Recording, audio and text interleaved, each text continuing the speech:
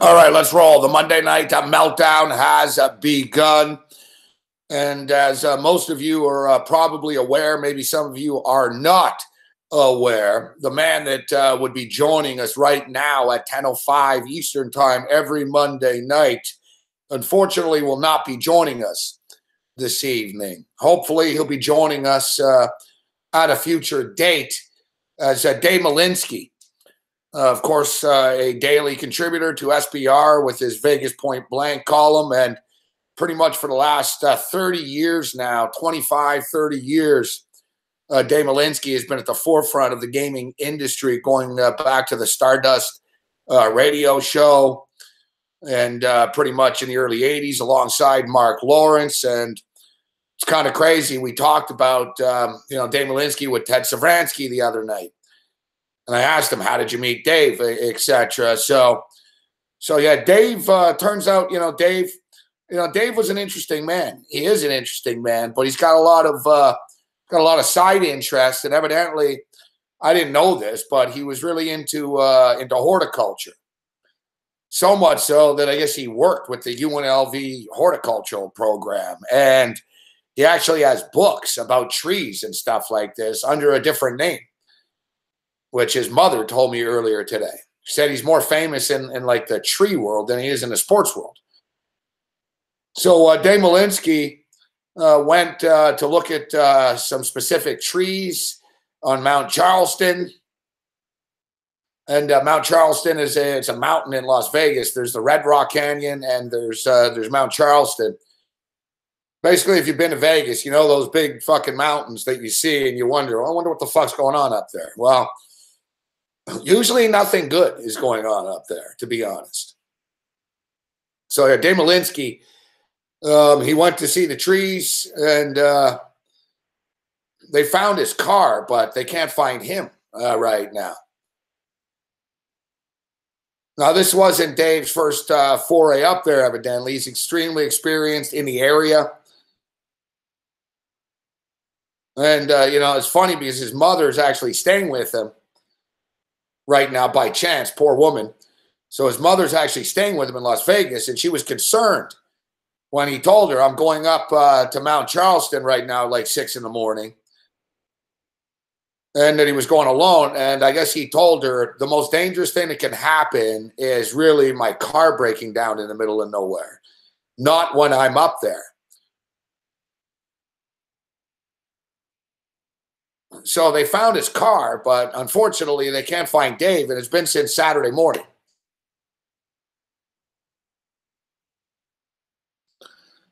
And unfortunately, it's been since Saturday morning. Now, it turns out Dave is experienced up there. Turns out he's friends with like one of the state park rangers. And, they know the areas that he frequented. Like he was a regular up there. They know the areas that he frequented. And if it's any consolation, supposedly there are places to seek shelter up there that he would know about.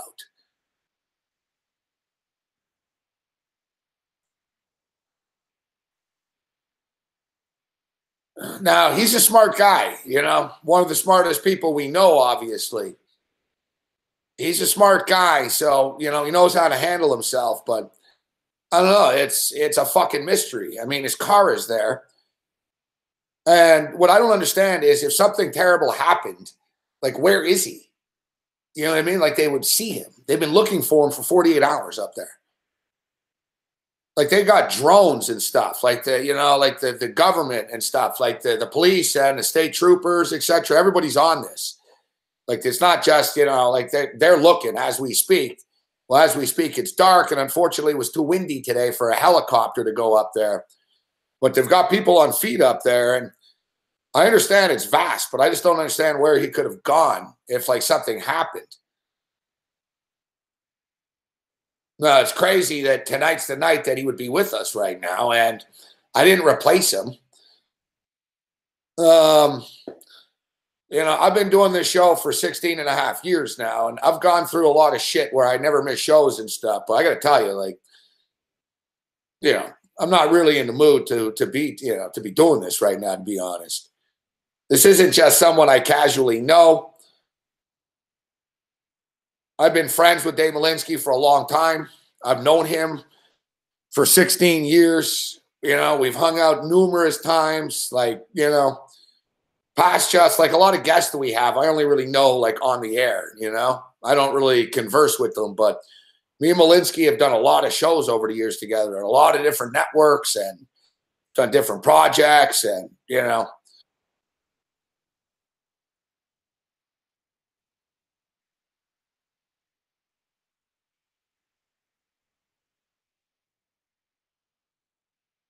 yeah, like exactly, Jazz. Like I'm holding out hope right now that, you know, he's all fucked up and he's got broken legs or something, and he fell off a cliff and he's fucking stuck in a ravine or something like that, and they're gonna find him. I don't know.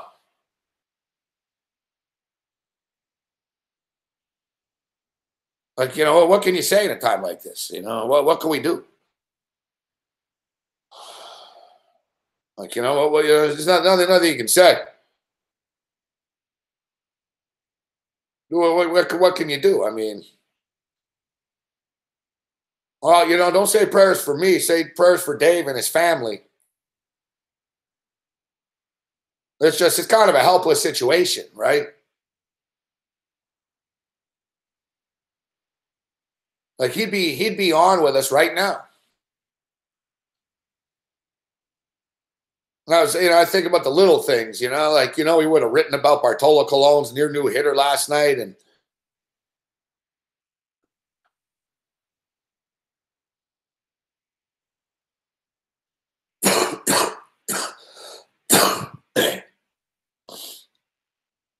yeah, it's just, you know,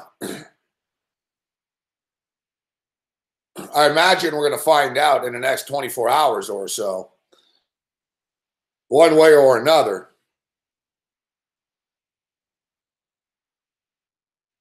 I think, you know, my hope was sort of like the bus crash, you know, that fuck, he's in a hospital somewhere and they don't know it or something, you know?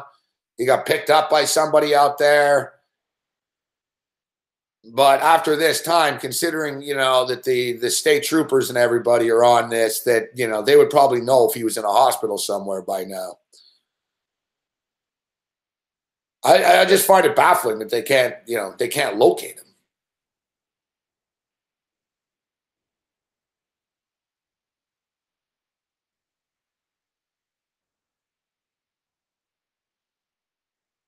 Yeah, you know, I was thinking the same thing about animals. There's like coyotes and fucking shit and rattlesnakes up there and stuff.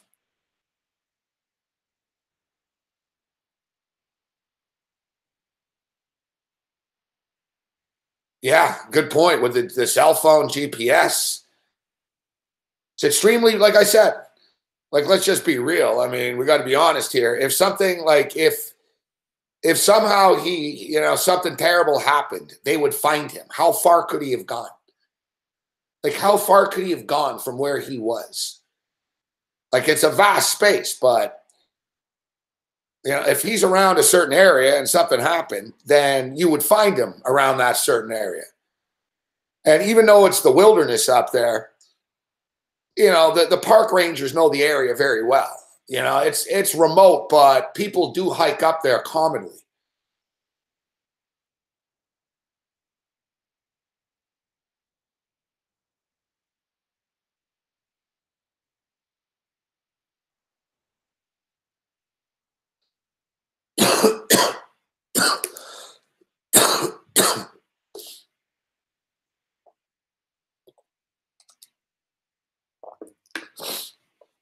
Yeah, there'd be mountain lions up there.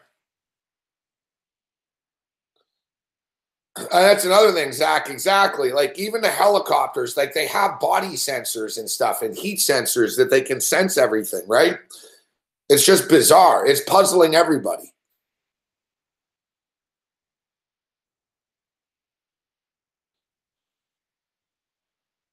Look, I woke up this morning. I didn't know. Like I don't know when it was posted on Twitter. And Zach Jones is here. Good to see you, Zach. And I know Zach is close with Dave Morency.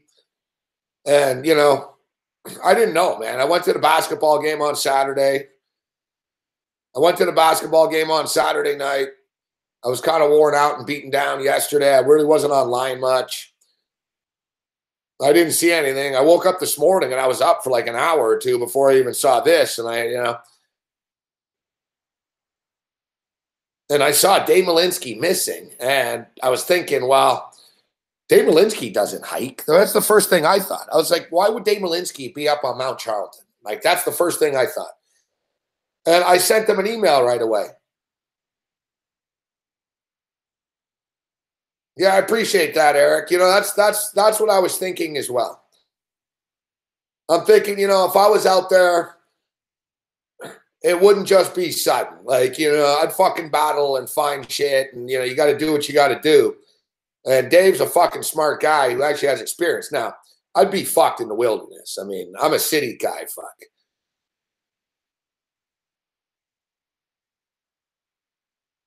I get freaked out when I see a rat in the street in the city. I don't think I'd do too well with a fucking bear in the fucking forest.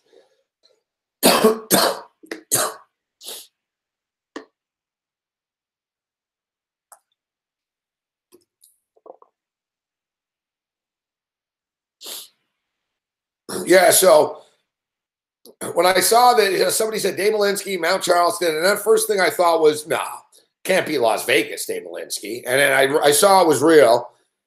And then I thought maybe there's another Dave Malinsky in Vegas. Then I thought, no, there's not another Dave Malinsky in Vegas. So then I emailed him because I didn't think it was that, I was kind of freaked out. So I emailed him right away, and he's on every Monday, and he often emails me Monday morning. So I emailed him and I said, hey, Dave, I saw a strange story, but I said, I don't believe you go hiking, LOL. And I said, hope to speak to you soon.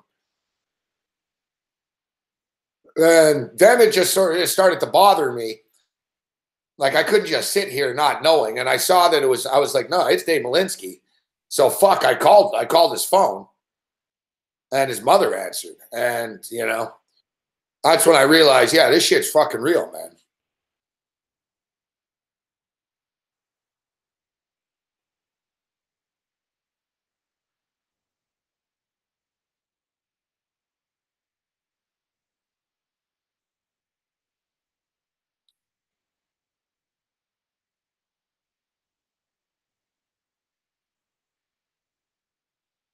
Yeah. Yeah, that's it, Finney. I mean, he's experienced.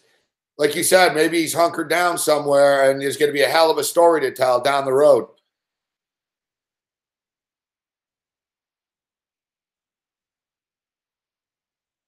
I was just really hoping that we would have some sort of,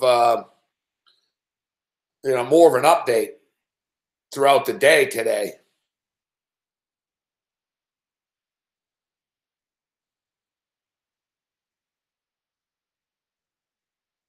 Real classy guy, Dave. That's the thing. His passions extended past sports, and he was a wine connoisseur. He pretty much knew everything about everything, to be honest.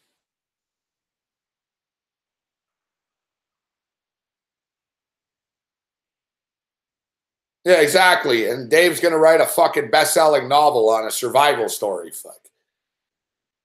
That's what I told Cam today, man. Cam was pretty freaked out too. And I told him, man, I don't know, fuck. I said, honestly, I'm hoping it's like that movie with Kathy Bates or something. Hopefully right now, like Dave's fucking, he's in some fucking crazy chick's fucking attic or something, at least. That's a start. Now he's got to escape from there.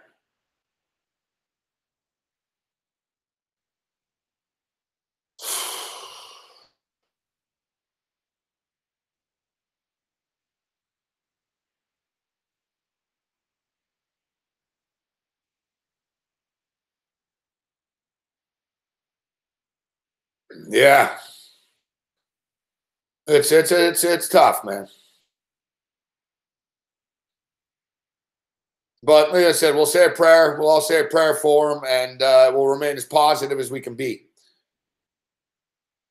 To be honest with you right now, no news is good news, right? No news is good news, as I stated.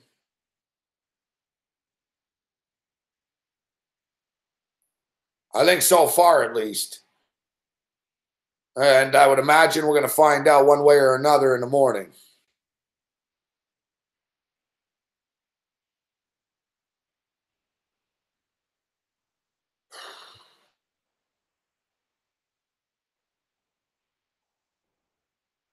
Life is, yeah, life is precious, man.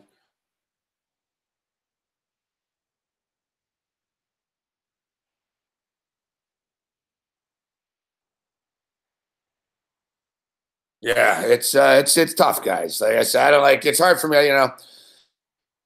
We can talk about the games a bit and shit, but I can't sit here and joke and ha ha and just move on. It's not one of these just move on from deals.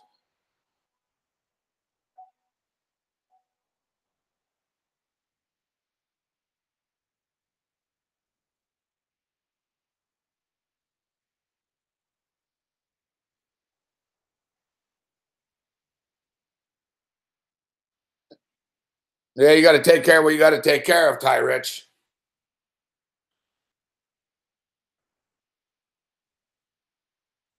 Yeah, that's it. Listen, we've all dealt with grief before. I've lost a lot of people in my life. I tend to look at the positives even in situations like this. But, like we said, it's the guy's poor mother, his sister and his mother happen to be staying with him right now. Like, what are the chances of that? Like his sister and his mother happen to be staying there right now. And yeah, the poor mother. I never thought I was going to be talking to Dave Malinsky's mother on the phone.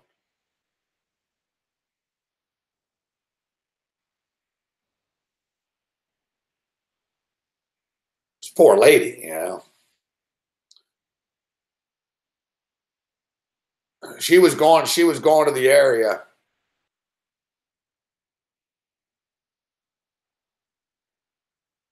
When I spoke to her, she was going to the area to see what was going to happen up there. So yeah, say a prayer for Dave Malinsky, and we hope for the best. Class act, and we got to stay positive.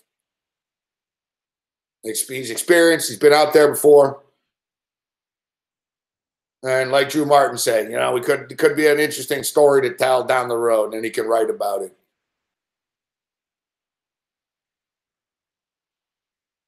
And he can analyze it. Well, Gabe, I knew the wind was blowing 90 kilometers an hour, and usually at 4 o'clock, I knew that the wind would die down. Like, Dave knows everything about everything. He'll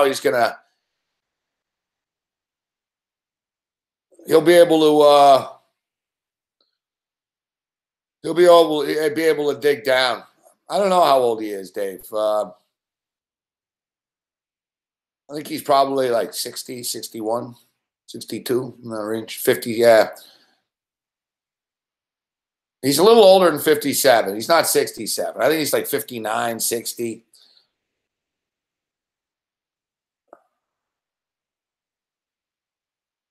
Did he say 57?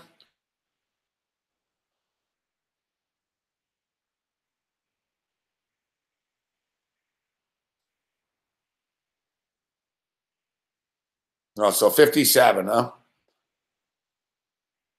Smart guy for 57. Fuck. I'm 47 and I'm an idiot. And going back 10 years ago, he was he was as smart 10 years ago. I've known him this long too. So yeah, he was as smart at 47 as he is now 57.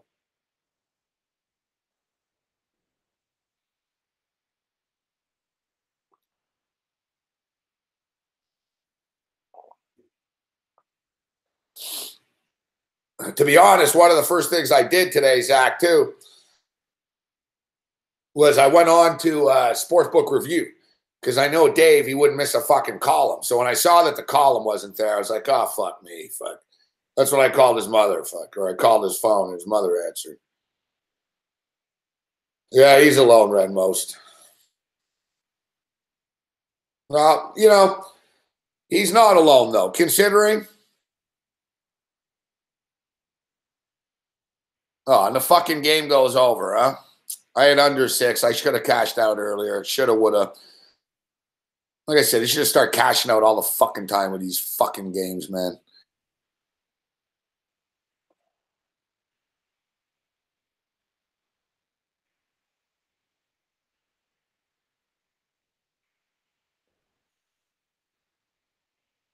$93.85 right now for the Miami Heat with 8 minutes left.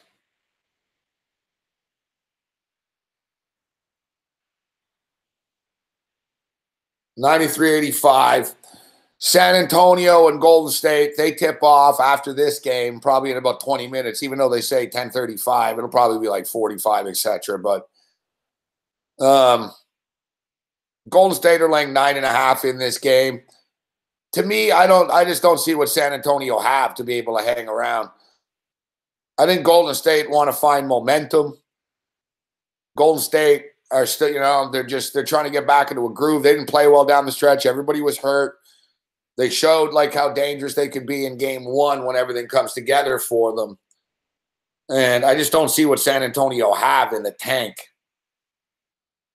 I generally don't like laying 9.5 points, but I just don't see the argument that could be made for San Antonio. They just don't have enough firepower. Like Kevin Durant, Kevin Durant's in a zone. He's going to drop 30 on them. They're just too deep, Golden State, even without Steph Curry. It's a bad matchup for San Antonio. Like San Antonio can compete against a lot of these other teams. Like, if it was San Antonio, Portland, or San Antonio, Oklahoma City. Basically San Antonio, Golden State, we've seen them. They play all the time, it seems. Like they played last year in the playoffs without Kawhi Leonard, and Golden State murdered them by 26 every night. For some reason they play a lot of these primetime TV games, man. We've watched them together like 3 or 4 times. The same game every time. Every time. San Antonio fucking loses by 14, by 18. They just don't match up well. It's like they know it as well. It's like San Antonio are just reserved to this. I think they know they're screwed. And I don't think Golden State want to let them off the hook. So I would lay the 9.5. I've already got Golden State at the back end of a parlay here with the Rays and the Yankees on the money line now. But I'm going to lay the 5.5 in the first half. I'll lay the 9.5 in the game.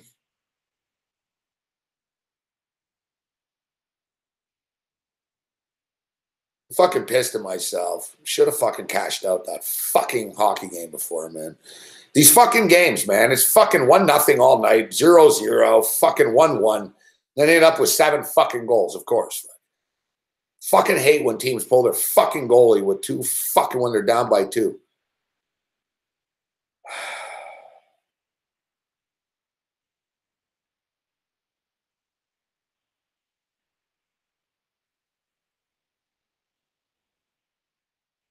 Hey, Stooch the man. Good to see you, buddy. Oh, here's Tim Anderson. How you doing, Tim? I didn't even know, Corrente. 2 fucking empty net goals. That's just fucking great.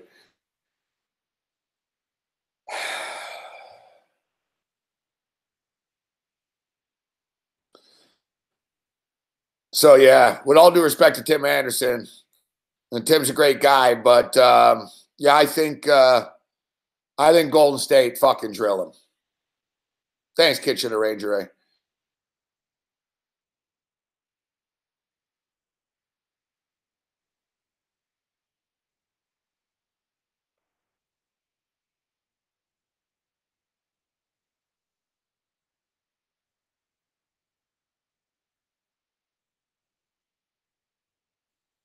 Philadelphia 76ers mounting a little comeback. They've just cut the lead to 6, 93-87 with 8 minutes remaining.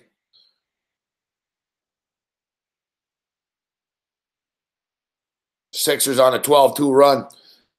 All right, so as I stated, I like Golden State. I think Golden State covers the number. I think they win the first half. Laid a 5.5 in the first half and a 9.5 in the game, or buy down to 9, I prefer. I've got the over in this Miami Heat game, which should get there. It's pretty good pace right now. It's picked up. Before it wasn't looking good, but yeah, Miami are already at 96 with 8 minutes left. This is going to get to 215. At least it fucking should.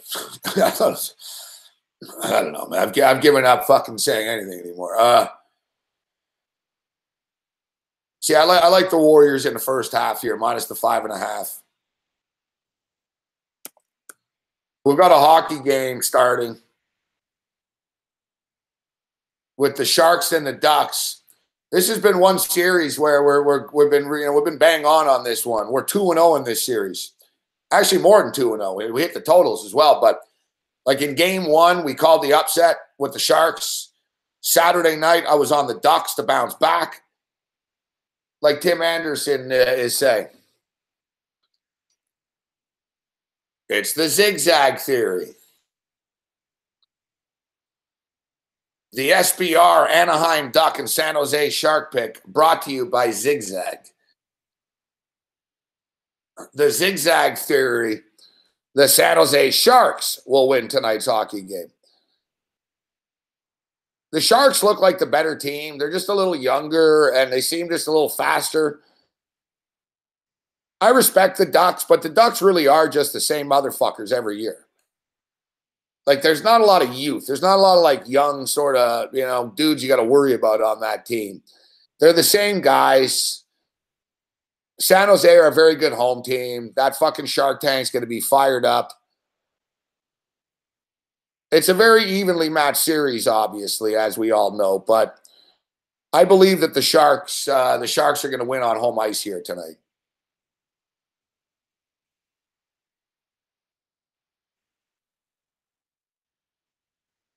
Miami for 3. They miss it. Of course, as soon as I say, there's no reason why it doesn't go over, no one hits a shot ever since I say that.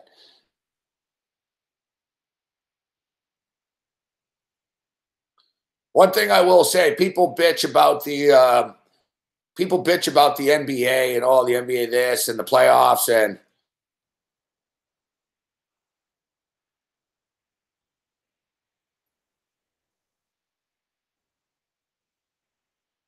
oh, excuse me. Yeah. So we had the Sharks Saturday night too. My bad. Sorry. My bad. Yeah, I got confused with which series there. I still like the Sharks though. I just wanted a chance to use the zigzag paper as a prop. So EJ, the Sharks steal home ice. What a day. We've had the under in both games, too. We had the under 5.5 the other night. I was drunk during this game. We did a show here, drunk, Saturday night with Taylor Stevens and Sonny Vega.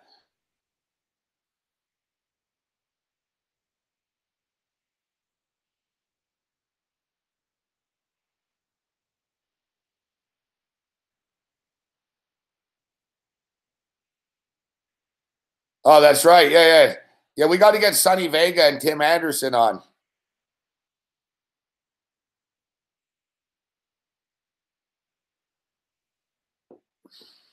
He's not a fan of your takes, Tim. He's not a fan of your takes.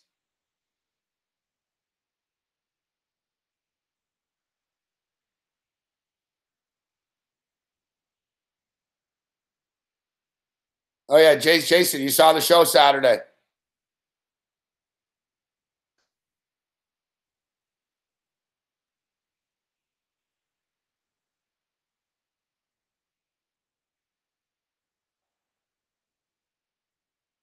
Yeah, I'm aware of what Evian is backwards, but it's actually not Evian in this bottle. I'm faking it.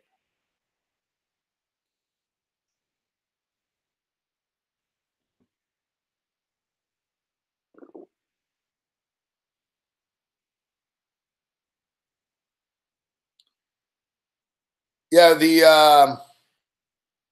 got to get Sonny on. Although Sonny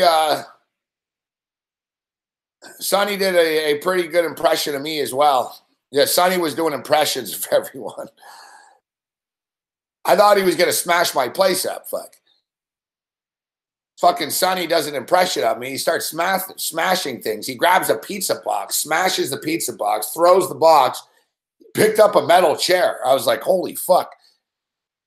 He was doing an impression of me freaking out about the fucking Bengals.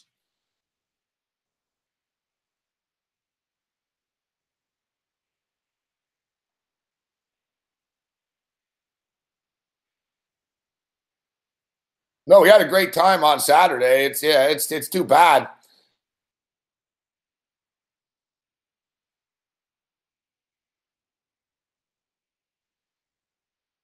The NHL playoff unders are killing me, Drew Martin. I'm zigging when I should zag, and I'm zagging when I should fucking zig. I knew the Bruins game with the Leafs today was going to go over 5.5.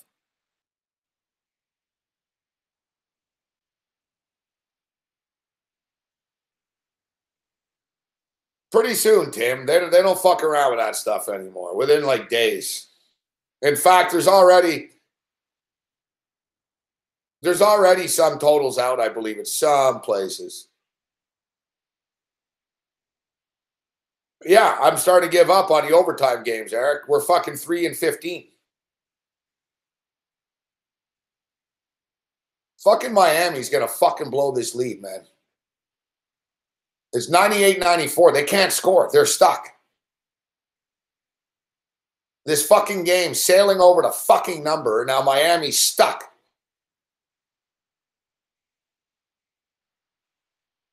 It's 98-94 with like fucking 4.5 minutes left. Another one. Just another one where like we should have cashed out. It's to the point where I just got to start cashing out for profits and moving on and not worried about, oh, I might lose a little less profit.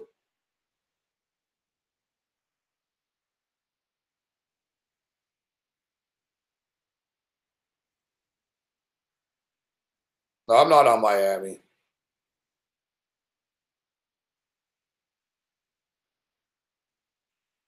No, I played the overtimes last night, but I didn't play them tonight.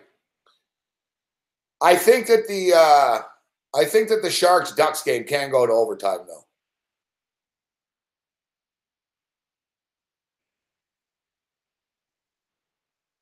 No, we don't need OT for the over here.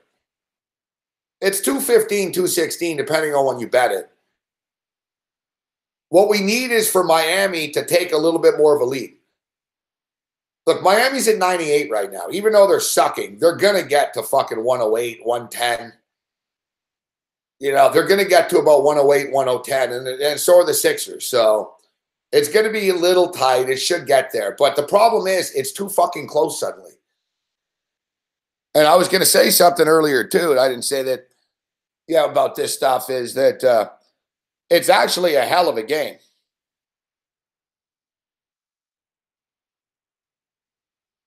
It's actually a hell of a game. Like, this is old school NBA Eastern Conference basketball. Like, they're actually fucking, like, they're hitting each other and shit pretty good out there. Miami are really playing physical. Philadelphia are playing fit. It's a physical game. It's tough. 98-96. They've cut the lead to 2. Now, me personally,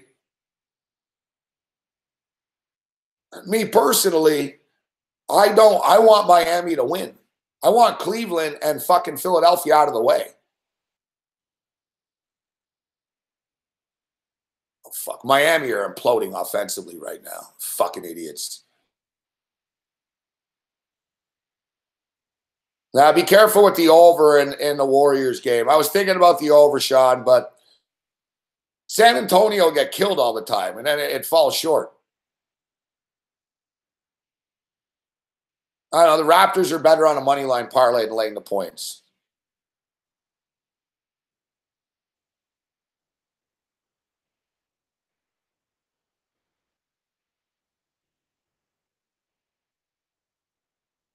$98.96. This is fucking our total up. I pretty much jinxed it. I mushed it. They were at 96 with like 8 minutes left. They can't score. Oh, there's a steal. Nice play by Dwayne Wade. Fuck. This is why they brought him back. Dwayne Wade still can play. He can't play that many minutes, but when he's out there, like that was all Dwayne Wade. That was a big basket. 196. This is what we need. Like, we need Philadelphia to miss here. Miami to score again. All right, here, JJ Redick. He's going to miss. Fuck. Yeah, fuck you, JJ Redick. JJ Redick blows. Yeah, I knew he would miss. Miami are smart. They're just giving the ball to Dwayne Wade now. Beautiful pass by Wade. Holy fuck. Dwayne Wade's taking this shit over. That's all Dwayne Wade, man. Oh, this guy's just a legend. Fuck. First ballot Hall of Famer. Fuck. You know, what are you going to say? Like, he's taking this shit over, man. He pokes the ball loose, creates the steal, plays point guards, baits everyone out, fires a bullet pass for an open dunk.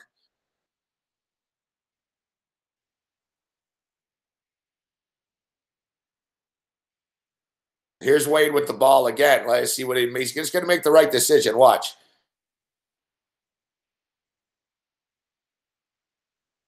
That's not Wade's fault.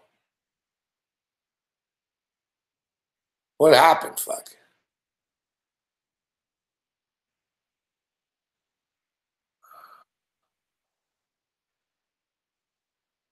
This was an offensive foul on somebody. Fuck. Somebody pushed somebody. There's Ben Simmons. So it's 102-96. The clock is starting to run out. Now Philadelphia are missing shots. Olynyk just blocked them. Here's Dragic with the ball. Oh, they called for traveling? That's a bullshit call. That wasn't traveling. Dragic misses a layup. Dragic drains a fucking jumper. And they call him for palming. That's what we needed. We needed a little spark there. Miami are now 104-96. So sort of it causes Philadelphia to have to fucking pick it up now. Of course, I was on Miami in game 1, but I don't take them fucking tonight. Yeah, so yeah, I'm a Toronto Raptor fan. I know a lot of you saw me on TV at the game on Saturday.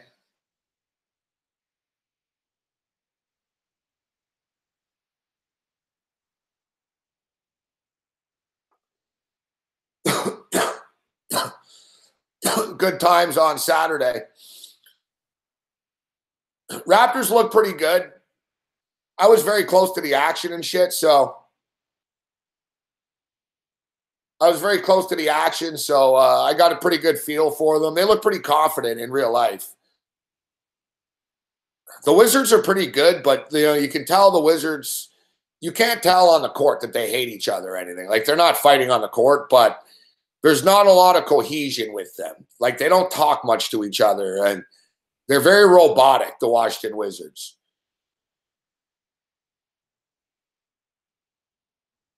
They're very sort of like shallow team. Like, they're good players, but I don't know. They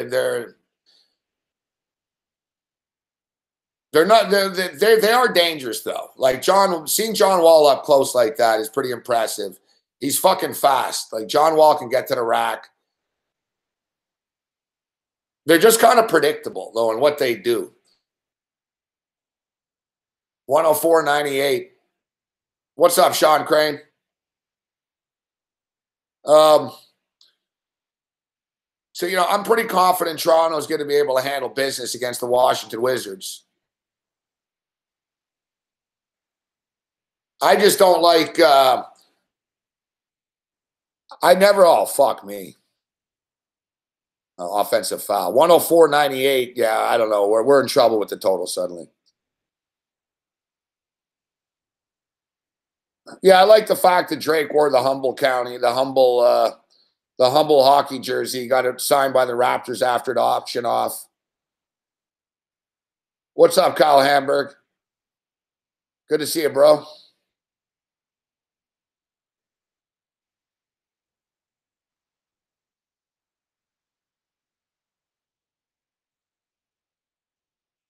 Yeah, under the circumstances, we're doing what we can do. The show must go on. Miami misses a 3. That would have been a nice big fucking shot for the total. 104-98. So we're at 202 right now. But we're running out of time.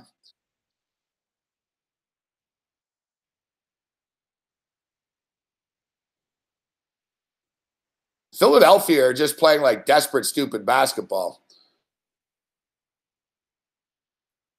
Like Philadelphia are down 6, and for the last 3 minutes, they're acting like they need a 3 to win the game. Like every time they touch the ball, they just take stupid like 3s and desperation shots. They just turn the ball over.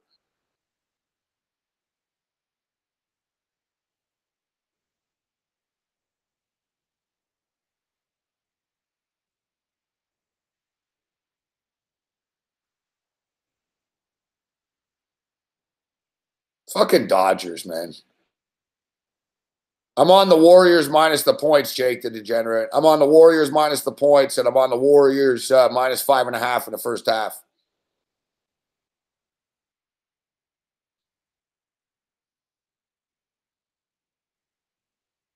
San Jose Sharks take a 1-0 lead.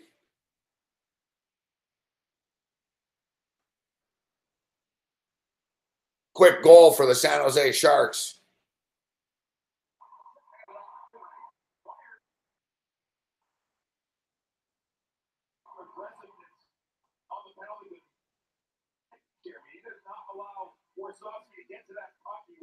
Where's the game?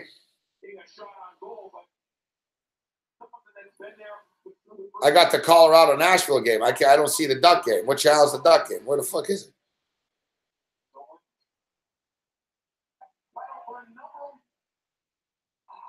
Oh, there it is. All right. Stupid Sportsnet 1.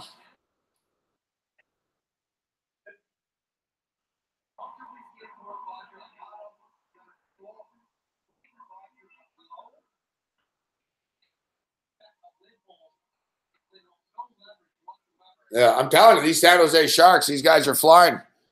They're on a collision course right now with the Las Vegas Golden Knights, and what a fuck job that was last night.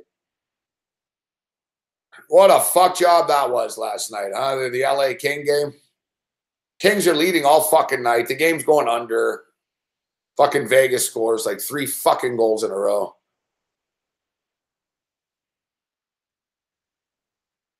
You know, we said that Vegas are a dangerous first-round team. Remember, we switched and we said that Vegas would win this series, but they're going to be a dangerous second-round team too because they're really not getting beat up. You know, the LA Kings aren't beating them up. The Vegas are fast enough that they're not getting hit. And Vegas are, you know, they're not really pussies either. Like Vegas are manning up and they're winning low-scoring games. Vegas are an all-around dangerous team for real. It'll be a nice matchup, though, San Jose. San Jose and Las Vegas would be really crazy, too. They're already chirping each other. Because the Raiders, the Raider organization, the Raider official Twitter account the other night tweeted, "Go Vegas Knights." And people in fucking Oakland and San Jose area and shit are pissed. You're like, really? Fuck, you guys aren't even gone yet, you know? Like the Raiders and the Sharks used to be like buddies and, you know, it's the same fans, you know what I mean? So now imagine if it's San Jose and Vegas, and we all know the Vegas Twitter account the guy's a fucking smart mouth fuck.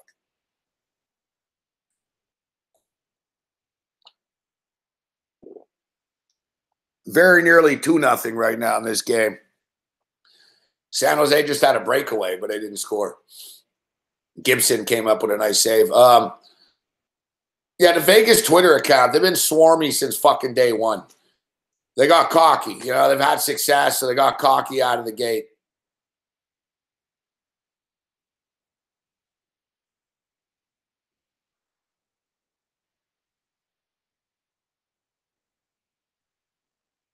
Big save.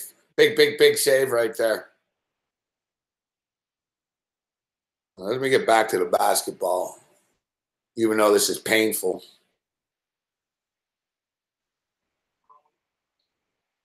Man. 3-0. Wow, good call by Cam. Cam said tonight he likes every home team in the NHL.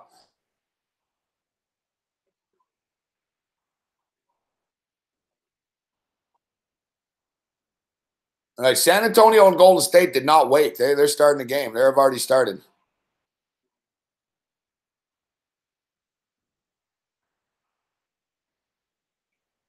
You got to be kidding me. They're missing free throws. Oh, this is the game. Philadelphia quits. Oh, there's a foul. Right now, they're at 2:09.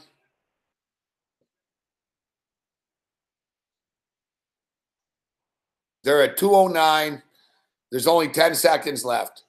Philadelphia fucking hit the wall. Philadelphia had 98 points with 4 minutes left, and they scored 2 points. Yeah, the Colorado Avalanche are rolling. Fuck, am I sick of this bullshit. I'm glad Miami has won just because I want to get rid of Philadelphia. So, yeah, like we were saying, I'm a Raptor fan, but I was a little disappointed that, oh, there's a 3. Foul him. Foul him. Foul him. Dunk it. Yes. Yes.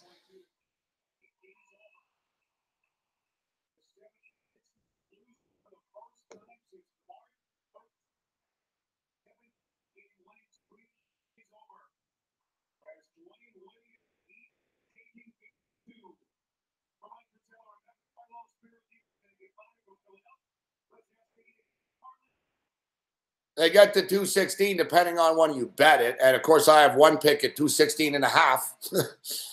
And I had one at 215. But I thought I had it both at 216. He gets to 216.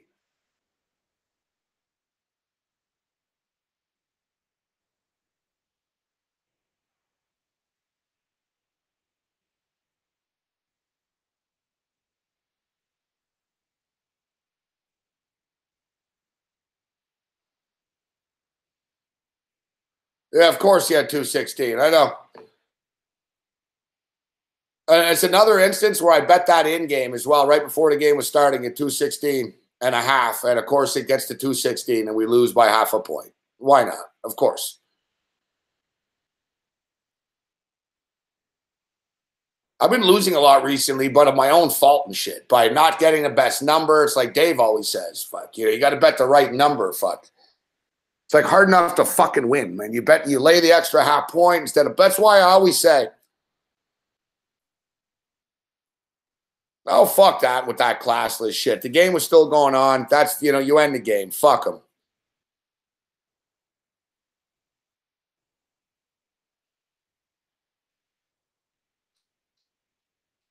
The Philadelphia 76ers have been showboating the whole fucking series, Tim. What, they're going to bitch because fucking Dragic laid it in with 2 seconds left? Fuck them.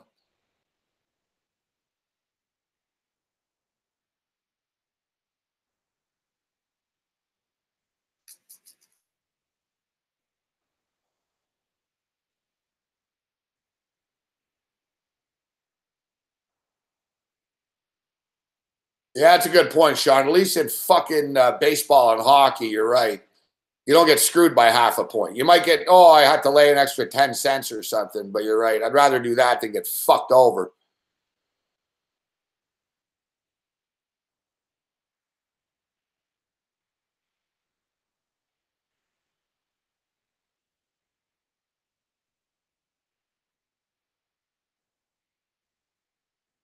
Day late, dollar short. I've been getting screwed over here on a couple of fucking bets.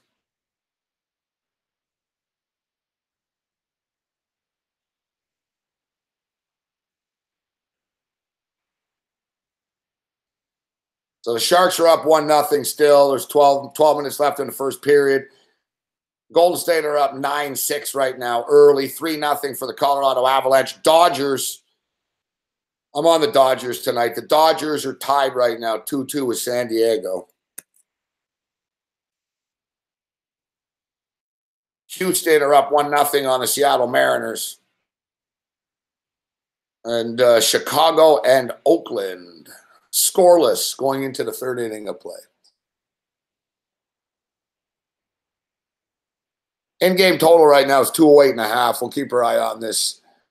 Little bit to be expected that San Antonio would, come out all right out of the gate.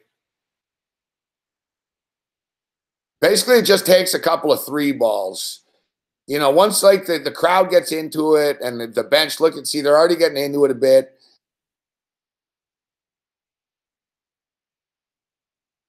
It's like a snowball effect, fucking Oakland. When shit starts going, like when the Warriors, like I said, the Warriors are trying to dial it up right now. They're nowhere near where they need to be, and I think they know it. So they're trying to like it's starting to come together a bit for them. McGee just turns it over though. Danny Green for 3, way off. Remember years ago when Danny Green actually used to be good?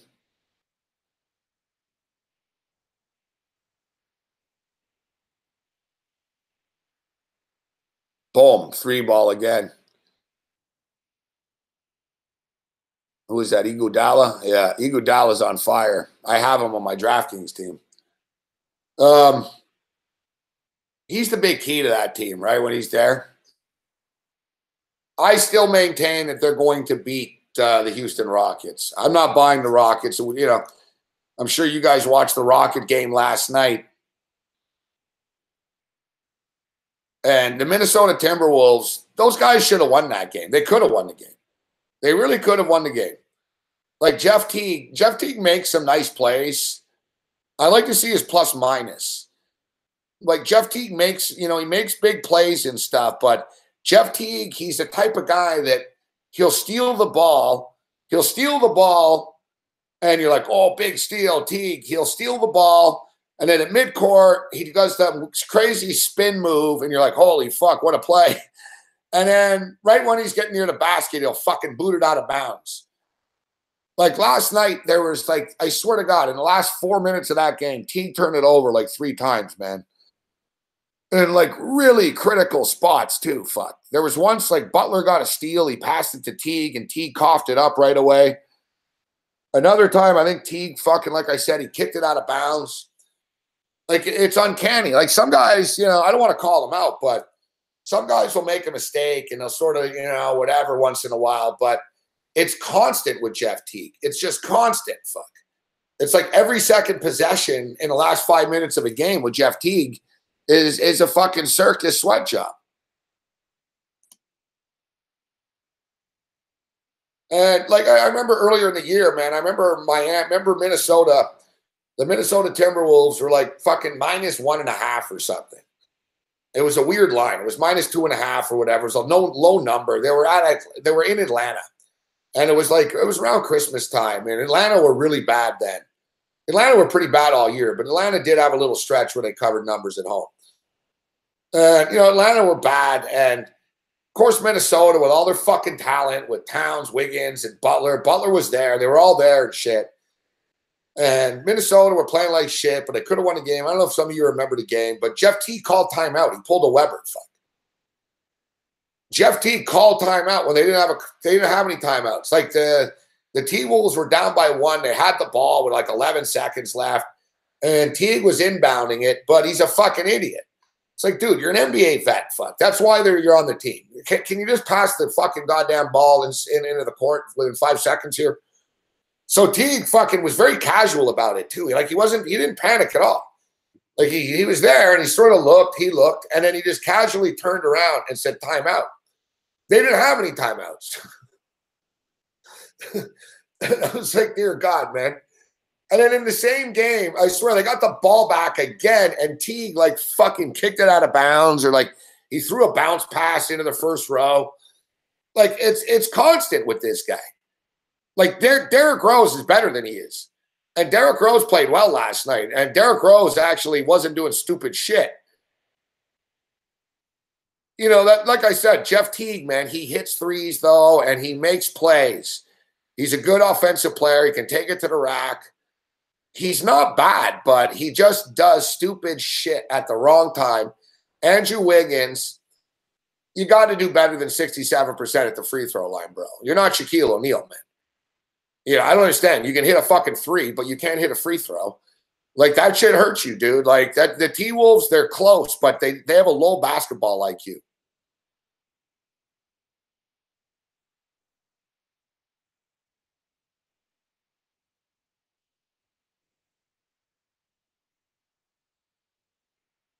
Oh, boom. We grabbed the Dodgers. Matt Kemp just hit a 3-run home run. Dodgers up 6-2.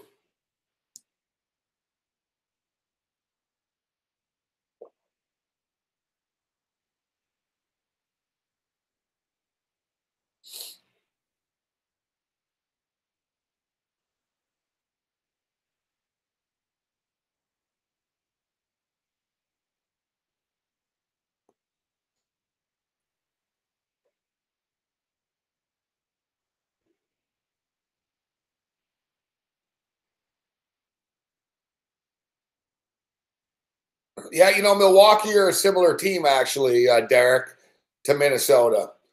I think Milwaukee are a little better. I don't know. They're kind of equal. You're right. They're very similar.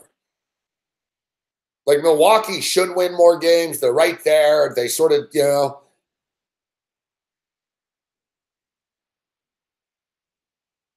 They just need guys to step up. But Milwaukee are right in this series, dude, with Boston. They're not done.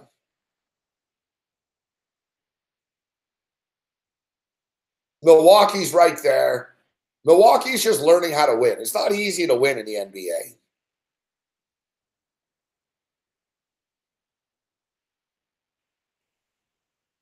One thing that I noticed being as close as I was to the game on Saturday,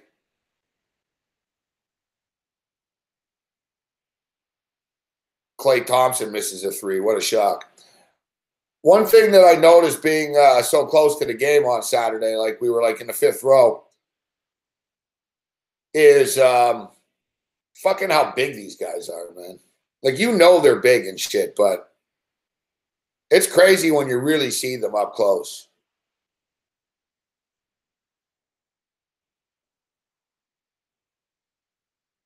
Like, Serge Ibaka is fucking big. Like, I was right next. I was very close to him.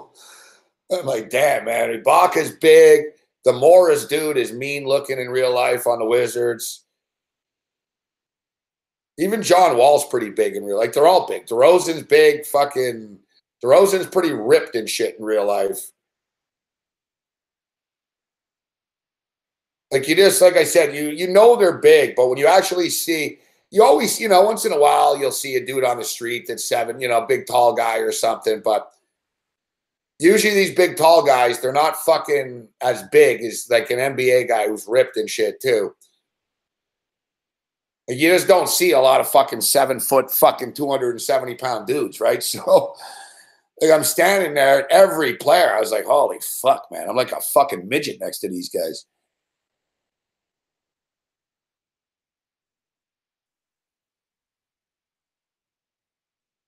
San Antonio's gone on a little bit of a run. It's 17-16 right now. Now, Kyle Lowry's not that big. He's thick, but he's not. He's kind of short.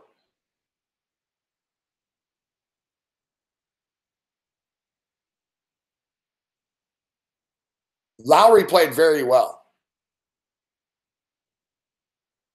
I was paying close attention to Lowry. Lowry was pretty intense. He didn't really do careless things either, and he got back on defense. Lowry played very well in game 1. DeRozan was actually a little off.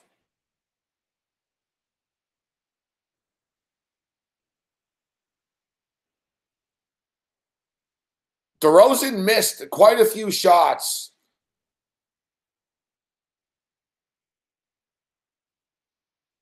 Now, I think I'm actually taller than Kyle Lowry. DeRozan missed quite a few shots, man, that he normally makes from up close. Like, I was surprised. There were quite a few that he missed. But he didn't get rattled. That's the one thing I noticed. Like, just mentally looking at the Raptors, they didn't get rattled. Another thing is, one thing I noticed about the Raptors, though, up close too, is JV. JV's a stud offensively. He really is good. And they should play him. They should get him the ball. But fuck, man, he doesn't box anybody out ever, man. It's very frustrating. Like, I got a warning. That was the only time I got warned 2 or 3 times at the game for stuff. But never like serious warnings. Like, I was never like, hey, you, like, they weren't like pissed. once I got too close to the Raptors bench there, I went down. I got too close, and I yelled at Jonas Valanciunas.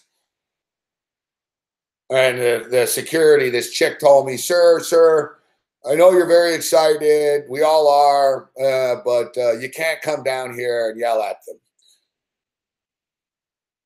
So I was like, sorry. So I was like, sorry about that. Sorry, I was just upset. And fucking, so I went back to my seat.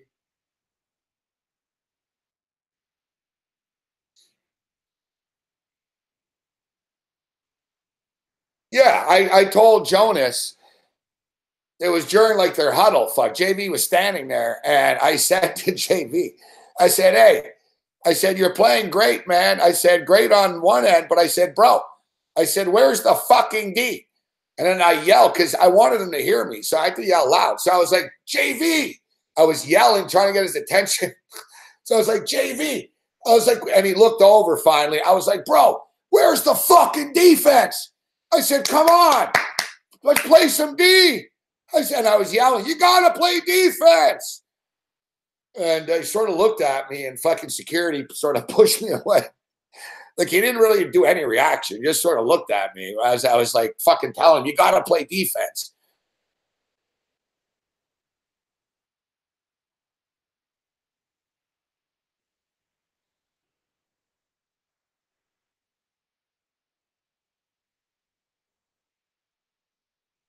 And another time, that was like in the second quarter, I got pissed at JV.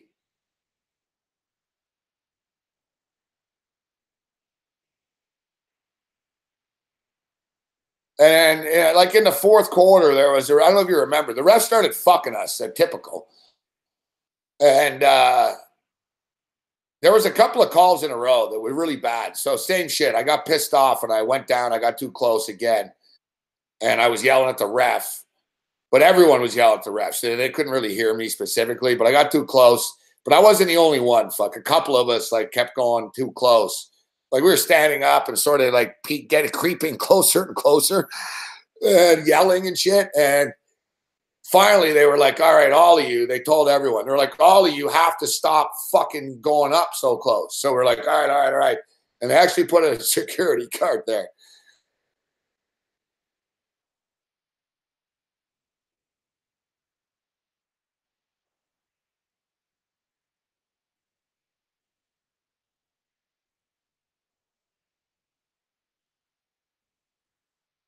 No, the security liked me. Like I had no problems. Like you're not even supposed to you're not allowed to have booze in the fourth quarter. Like you can't bring it back in.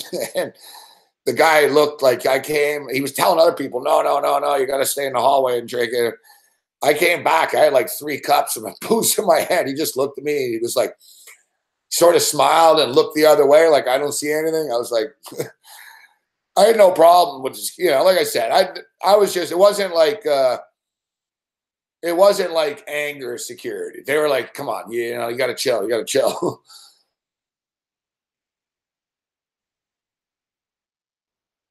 So yeah, no, I didn't get close to getting kicked out or anything like that. It was a good time. Great time with Taylor Stevens and Sonny Vega.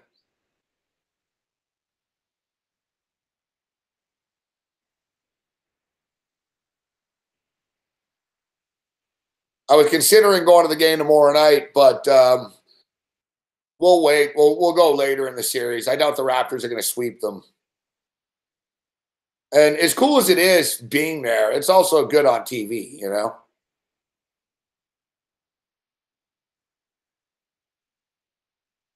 Like, there's a lot of shit you don't really see when you're there.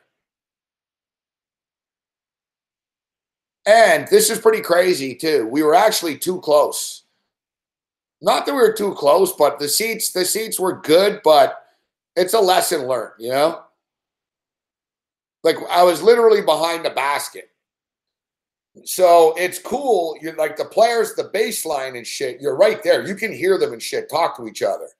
So you can hear them, yo, 3. And like they're calling out plays. You can hear the coach sometimes and shit. But the crowd's loud. It's one thing I noticed too. Like Casey's yelling shit at the players, man. They can't hear him. Like it's impossible. Like, that's what I found fascinating. I sort of had the player's perspective because I was so close. So it's fucking loud down there, man. Like, the players can't hear shit. Like, I noticed that. They do hand signals when they're, like, on TV, you don't really notice it. But when you're there, they don't call plays. They sort of, like, they'll do, like, a finger thing, 2, 3, 1, and, like, they'll sort of nod and shit. It's very street-like. Like, you'll see John Wall will sort of be, like, nodding his head to somebody to cut, you know? And I was like, man, it's fucking loud down here.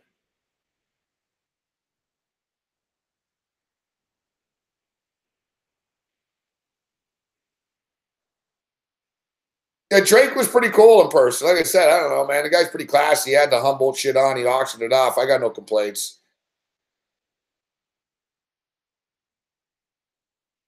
But, you know, Tim Anderson, you're right. I've been to all major sporting events, obviously. And you are right. I think basketball is the best in person. Hockey's good in person, too. Like, hockey's better in person than on TV.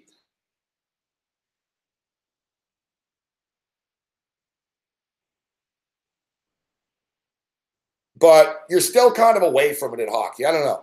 Basketball live just is good. It's quick. It's 2.5 hours. It's quick moving and shit. The halftime's fast. Everything's fast. It's like a show. You know, they got cheerleaders fucking on cue in between breaks. It's never a dull moment for the 2.5 hours you're in there. Hockey drags. The 3 periods, fucking these long intermissions in between every fucking period and shit. Fucking fights and fucking penalty box and review. Everything takes a long time there, fuck.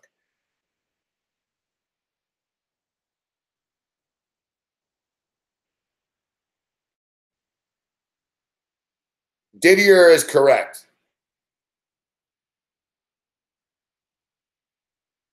I disagree, Andy. I think the UFC is way better on TV.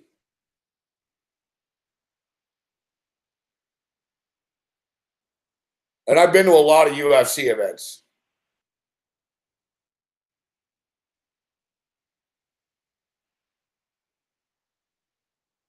The UFC, the UFC is good live if you've got certain seats. You need to know where to sit. Like, a lot of people go to the UFC and they end up watching on the screen. They really do, because you can't see the cage, right?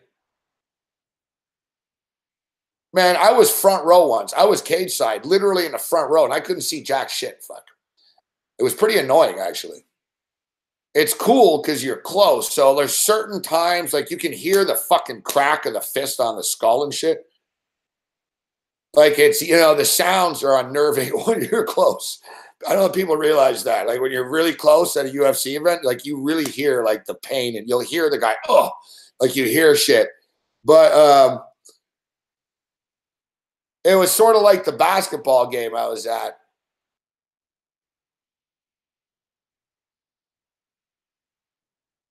It was like at the UFC, I was in the front row, and the whole fucking time, man, it was fucking annoying. I had fucking Goldberg and Rogan standing up all the time. I was literally right behind Goldberg and Rogan. Like, I could touch them. I could lean over. So I saw the same thing they did. I was basically watching on their monitors, fuck. So I was right behind Goldberg and Rogan, and they always stand up and shit. People don't realize that because they're not on the air, right? So Rogan's always stretching, and he fucking stands. He stands. Goldberg stands a lot. He gets up. There's fucking cameramen on fucking milk crates in front of you.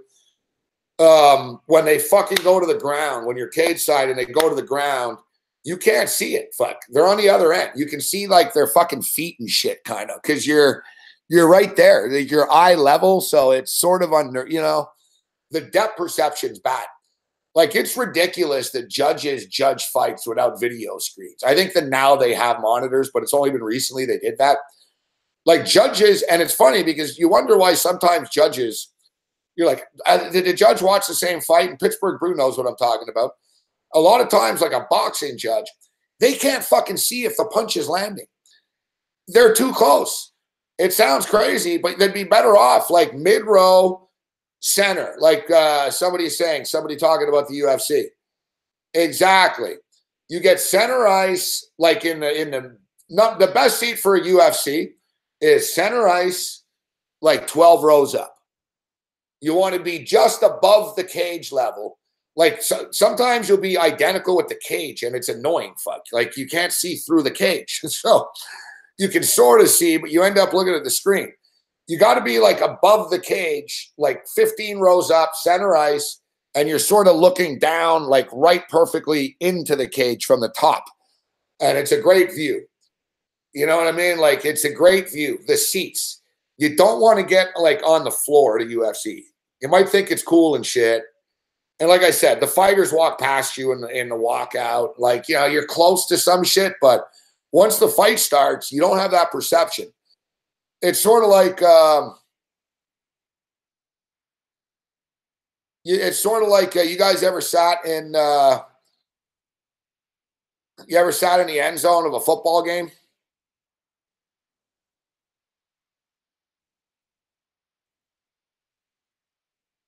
It's like if you ever sat in the end zone of a football game.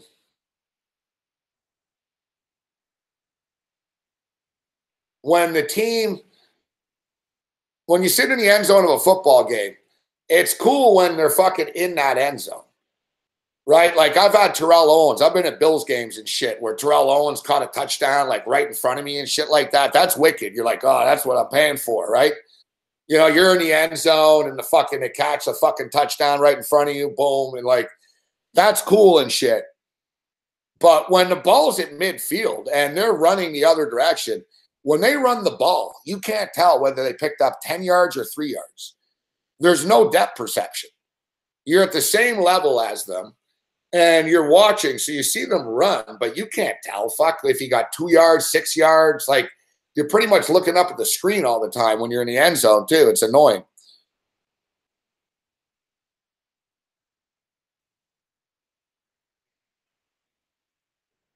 The best seats for any sporting event, like in an arena, like UFC, basketball, or hockey, you're better off in the center, even if you're higher.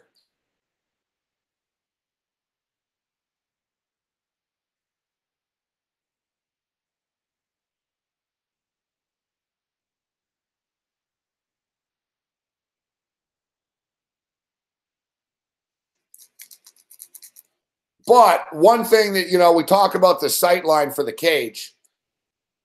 One thing that we can't, one thing that is cool, you can't replicate the feeling in the arena, though, like on TV. Like when it's a big fight and shit, like I was there when Brock Lesnar fought Frank Mir, like UFC 100, George St. Pierre and Alves, Dan Henderson, and Bisping. Like the atmosphere in the air, you can't replicate that. Like I've been to a lot of sporting events. I never, like, out of everything I've been at, that UFC 100's right up there. It was pretty crazy. Fuck.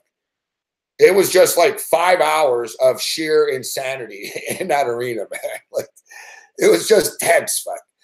It was just tense. Like from the second you walked in, everybody's coked up, wasted.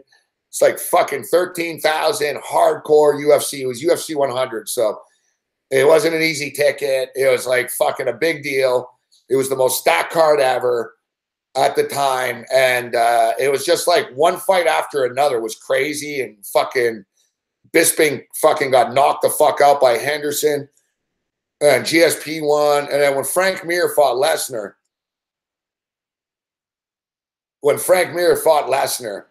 I had never seen like so much. It was like the most electric arena ever. Fuck. Like GSP at home, when GSP at Montreal, I was there at the Bell Center when he beat Matt Serra. That was fucking loud. That's like the loudest arena I've ever been in my life. That night in Montreal. It was so loud that I was with Matt Hamill, who's deaf, and he told me, he's like, the floor is moving. Like Hamill said, I've never felt anything like this. Like the sound, like it was that loud. But UFC 100 in Vegas, it was fucking hostile, man. Like when Brock Lesnar came out and Mir came out, people fucking hated Lesnar, but Lesnar had a lot of fans. It was just crazy. Fuck. People were throwing shit. It was like fuck you is like really just electrically crazy.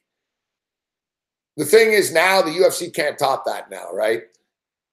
Like, you know, I've been at most of the big UFC fights in the past. Like I was at the 55,000 seat GSP and Shields. That was pretty intense, but it was different.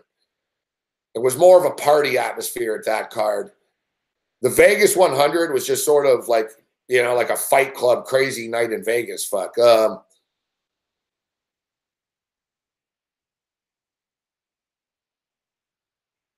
Anderson Silva. I was at Anderson Silva and Chael Sonnen 2 in Vegas. That was pretty intense. Fuck. Like Brazil fans took the place over. Shane Carwin and Brock Lesnar, I was at in Vegas. That was a fucking pretty crazy night. The problem is now, to be honest with you, they just don't have cards that are worthy to go to. Like, they're decent cards, but I'm not getting on a plane going to see Justin Gaethje and fucking Dustin Poirier, right? They just spit these cards out all the time. Like, there used to be mega cards.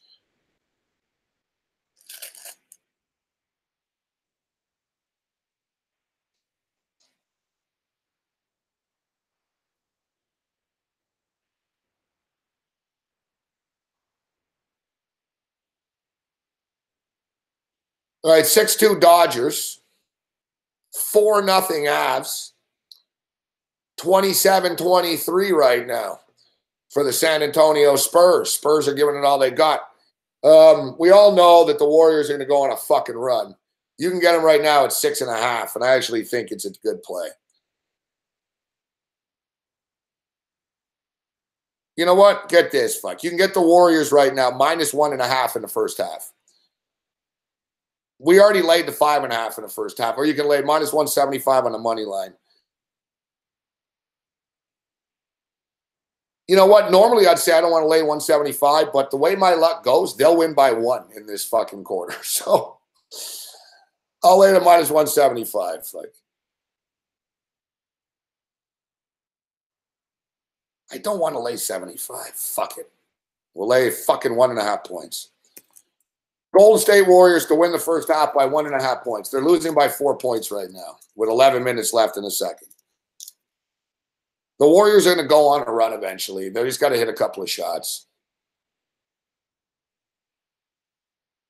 It's 1-1 in the Sharks and the Ducks hockey game right now.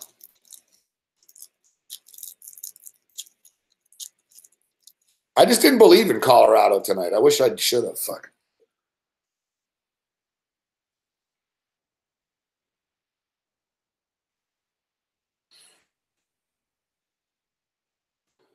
All right, we'll take our first break of the evening. Bathroom break, brawn break.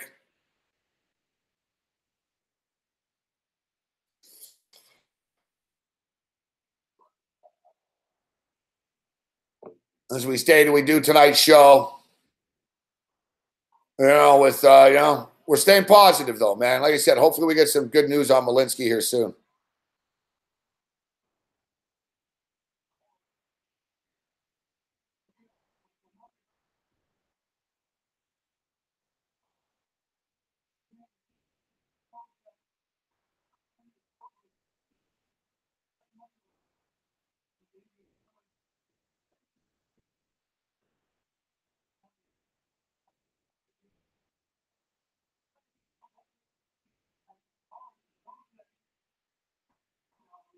People are sending me there's now newspaper reports and stuff like that. Man, these mountains look pretty fucking treacherous up there. Jesus Christ.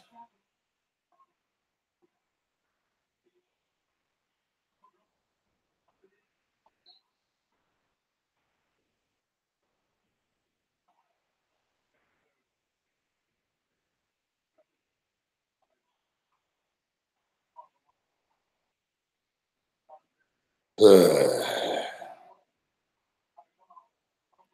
They're showing a picture of the area, man, in the newspaper here.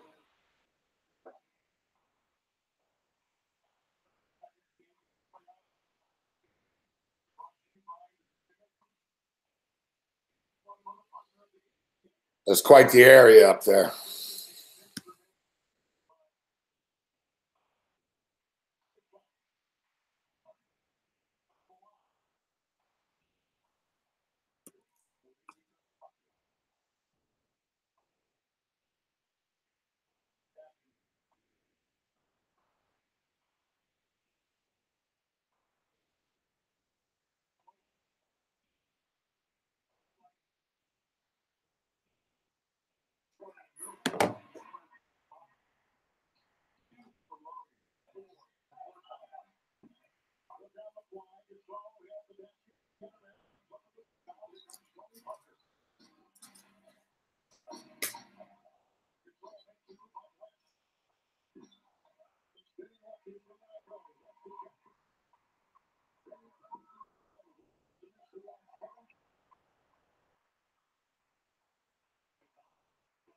Fucking air ball.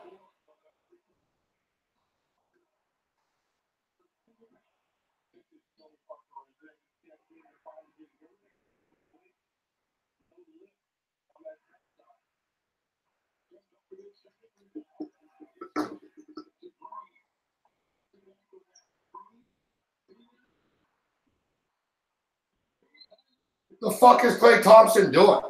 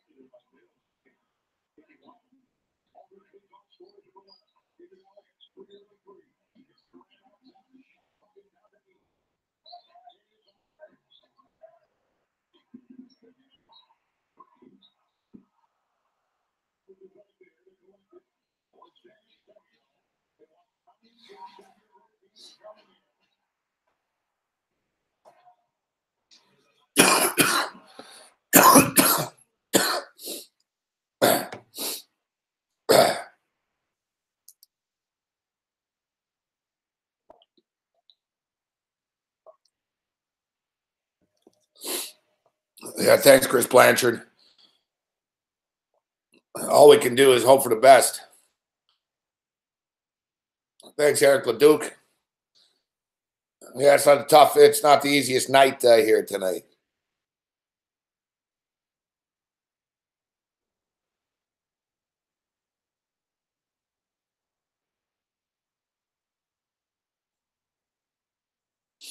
It just feels surreal seeing this fucking newspaper story here. Looking at this picture of the mountain too is pretty daunting. Very foresty, more foresty than I thought.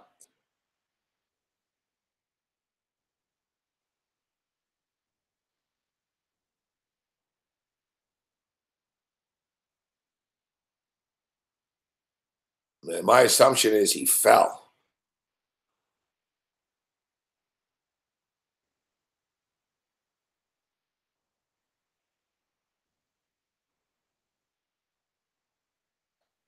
That's my assumption. Looking at this mountain, it looks, he probably fell, man.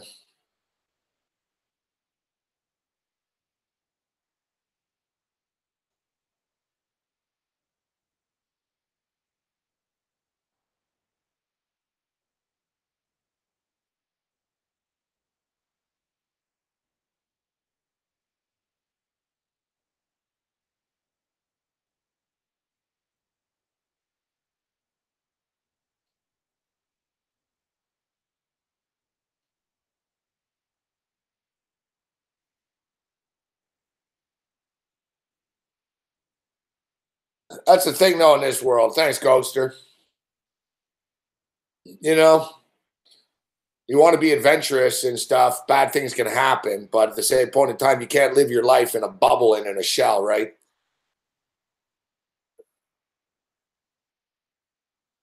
It's like Doc Holliday. Doc Holliday perished in a plane crash. The guy he loved doing like plane tricks, and he got a rush from it.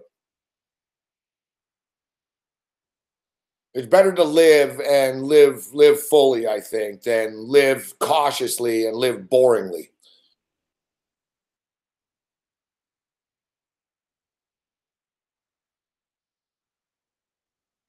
Doesn't mean to live recklessly, but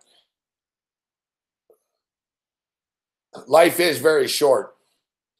Yeah, Evan Tanner. I couldn't help but think about Evan Tanner as well today. Evan Tanner's situation is different, but similar. Yes.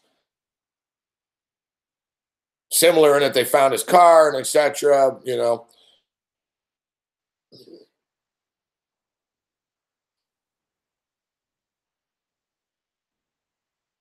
Evan Tanner was as tough as they come, too. He's a tough dude. Yeah, I'm staying positive. I haven't resigned myself to the worst here. Now, obviously, with each hour that passes, Sean Robertson, shit gets, I'm not naive here. I'm not stupid, but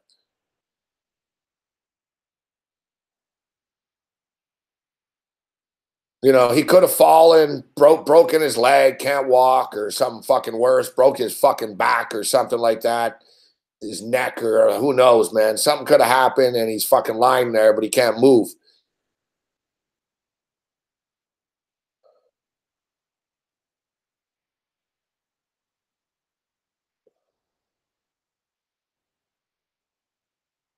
They got to get up there, like, fuck.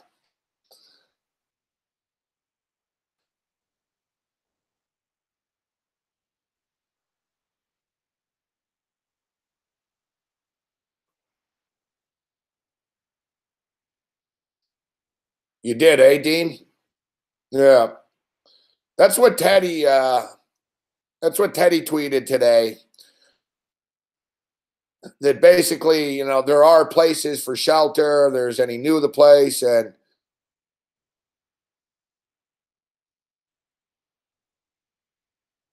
yeah, but if he has a GPS, how come they can't find him? Fuck.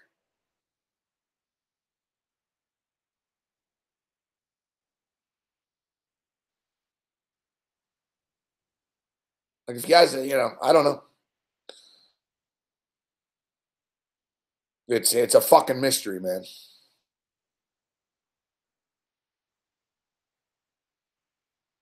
It's a fucking mystery, but it's tough seeing him. Fuck is in the paper here and shit. It's not a reason why you want to be in the paper. You want to be in the paper. Hey, fuck. You won the Powerball lottery.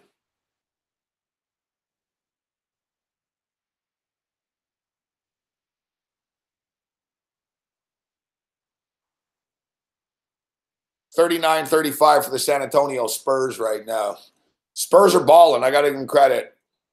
You know, these teams we saw with Miami, they give it their all in game 2. It seems to be the trend right now in both sports.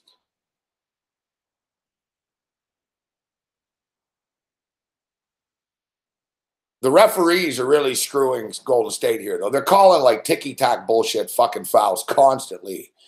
Because the San Antonio are feeding the ball to Gasol, and every time they're calling a foul. Anytime anyone gets near, goes, let's see. That's not a foul. Like Durant made contact with fucking Gasol's arm, but it wasn't the shooting arm. And Gasol goes up like shooting the ball with his left hand, and he fucking puts his right hand up, and it gets hit. It's like, dude, no one, you don't have a free pass to fucking not get touched because you put your other hand up. Like, that was a bullshit call.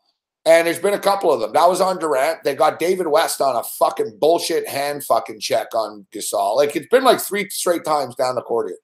Suddenly they're down by 6. We need a little late run here. There's still 4 minutes left.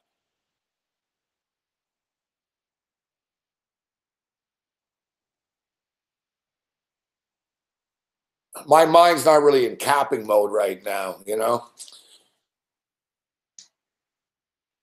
But it's still frustrating. That's one thing. You know, we talk about it. It's like Bobby Riggs.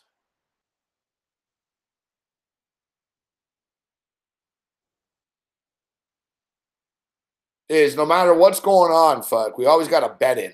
Like, I've been at funerals and fucking come back from funerals, and I've been in hospitals with fucking, God bless my father. I remember my father was passing away. I knew, like, basically he was in the hospital, and I knew he wasn't getting out type shit. And he went fast. It was like 48 hours type thing. And I remember, as much as I love my father, fuck, I fucking remember fucking being in the hospital, fucking put the fucking bed in on the phone, fucking turn my phone off after. I remember that night too. My father was in the hospital. The night my father died, the morning he died, there was a UFC event. And I went like fucking 9-0. But I didn't give a shit. Like, you know what I mean? Like, I didn't even watch the card. I didn't watch. I was at the hospital. I put in all these bets for the UFC. I didn't even watch. I had no idea. And the next morning, I fucking saw.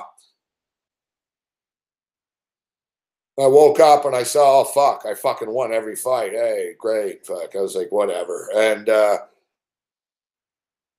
Then my phone rang, and they basically said, "Yeah, fuck you, you better get here in the next hour," type thing.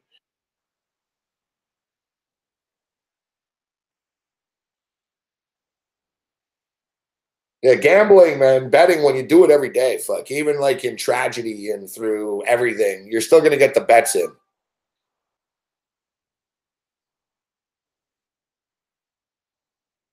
I remember the day of my grandfather's funeral. He played for the Montreal Canadiens too. I remember the Canadiens were playing that night.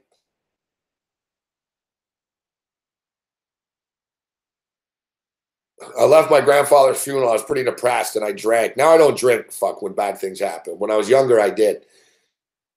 And I remember fucking thinking, fucking, the day my grandfather dies, the Canadiens are playing. He played for them. They're not losing, fuck. And they weren't even that good at the time. They're not losing. I went to a bar alone. I remember sitting in a bar, fuck, just watch that fucking Canadiens game alone after the funeral. And the Canadiens won like 5 fucking nothing at Pittsburgh too. It was fucking crazy. Like they smoked them.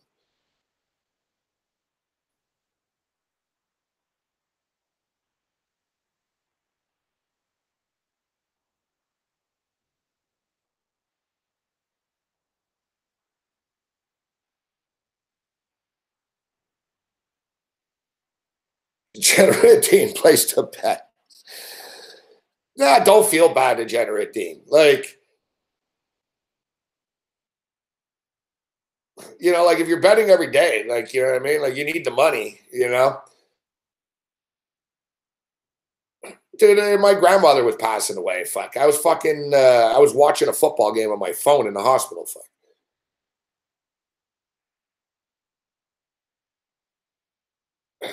There's no shame in it. Like you said, number one, you think your loved ones want you to be broke? No, no. You know what I mean?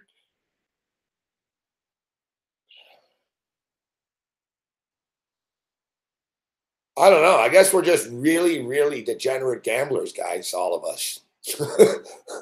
I don't like you said. Most normal people probably wouldn't even like. Like I said, I didn't care. I don't watch the games or anything, but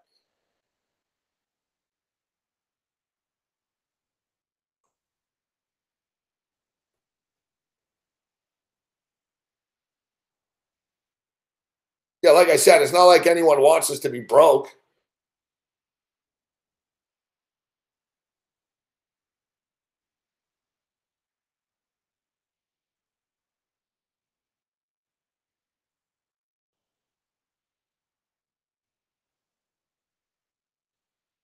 Exactly, Shauna. We are who we are. You know what I mean? It's like,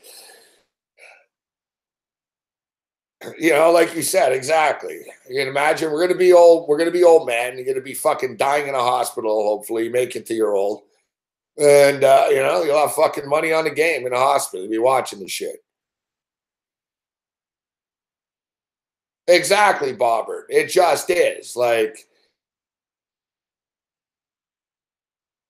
there's a Seinfeld story. Seinfeld says a joke once about that. He has a little bit about that. He's like, I don't know if Seinfeld said, he goes, you could read the sports section no matter what's going on in your life. Like your hair could be on fire, people could die, but you'll sit there,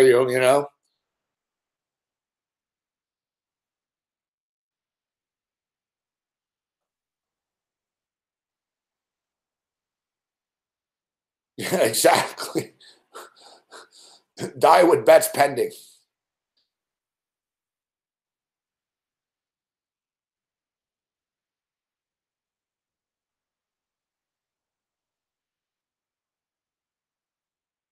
Yeah, there's no reason to feel bad about it. Like everyone mourns in different ways, obviously. Spenny Mac. My family has my username and passwords to cash out in case. Smart. I never even thought about this now. I know. I hate to say it, but fuck, man. I really don't have much of a fucking will to leave behind for people, to be honest.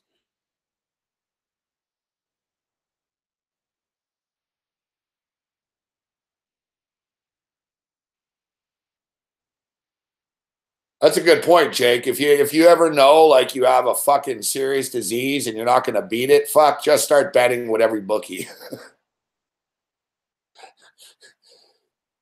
Start betting with every bookie.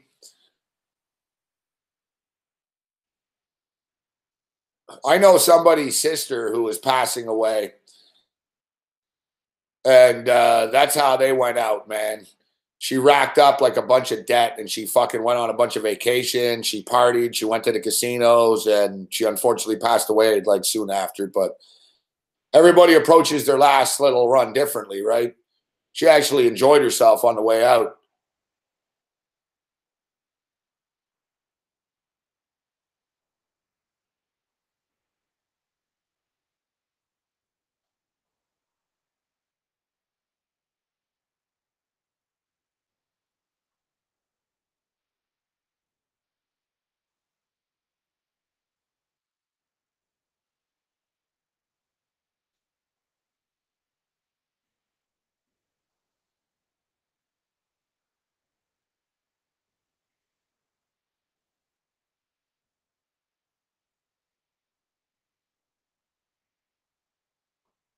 I actually never thought about it before. Kind of a morbid subject. We should change it, but yeah.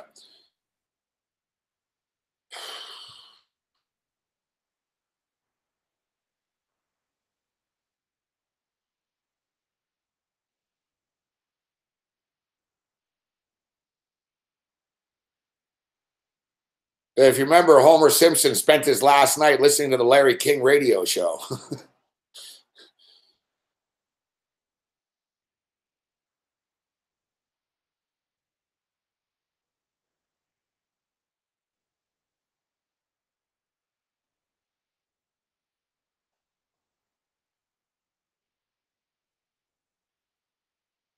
Yeah, Warriors third quarter. Listen, I've got the Warriors to win the game on a money line parlay already, Gogster.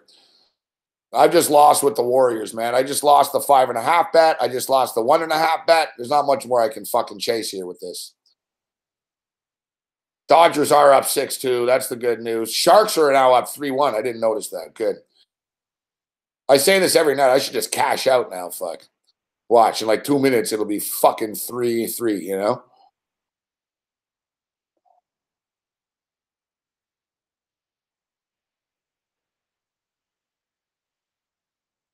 No, I'm not hedging the Warriors bet. The Warriors will come back. Listen, I got to give credit to San Antonio. They're playing well. I fucking trolled them. You know, I said that they're shit. LaMarcus Aldridge is fucking playing well. Pau Gasol, like I said, Pau Gasol's killing them in the paint. 51-45. I think you've got a good opportunity to bet the Golden State Warriors now. You can get the Golden State Warriors in this game -2.5 right now. They're essentially going to be like -7 or 8 in the second half. So they're going to have to win the game by 1 point or 2 points or something. They're going to come back. We'll give credit to San Antonio. To be honest, San Antonio have played perfect basketball. And I don't think they can continue this up. Golden State have played like shit. San Antonio are getting like max shit from Gasol right now. Everything's working for San Antonio right now, and they're still only up by 7. Yeah, it's 52-45. Golden State are one run away from coming back in this game. And as we saw in the Miami-Philadelphia game, there's ebbs and flows to these contests.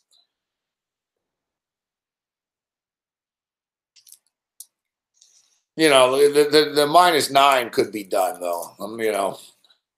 53-45. They're up by 8.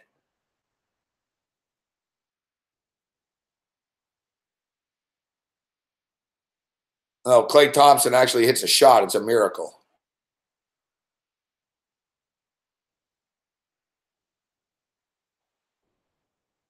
I don't know what the hell Klay Thompson was doing earlier. There was a play where he was, instead of like fucking doing a floater, he tried to pass it to himself off the backboard. It's like it was a train wreck. It missed the backboard. 53-47. And as we stated, so, that's what it is right now.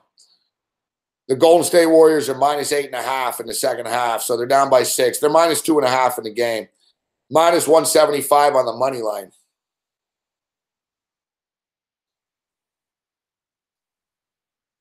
Minus 175 on the money line.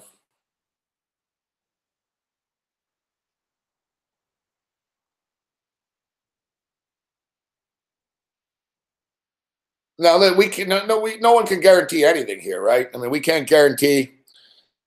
Fucking pissed me off though. The Warriors just fucking really cost me that in that first half, motherfuckers, man.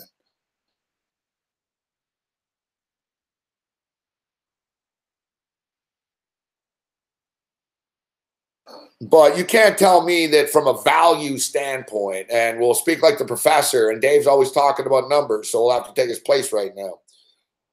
But you're getting a 9.5 point favorite at minus 2.5 right now. They're only down by 6 points.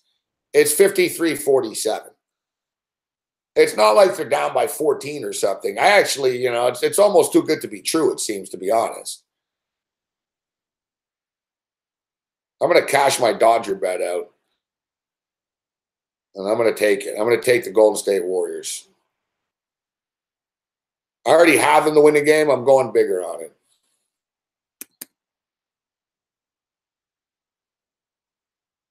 Golden State Warriors, minus 2.5.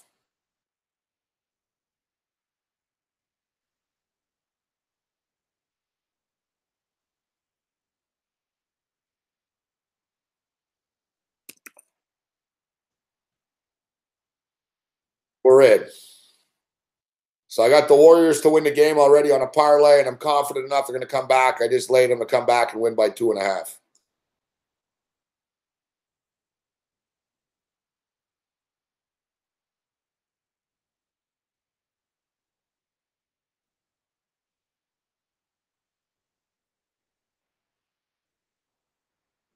Good stuff, Dylan. Congratulations hitting the play.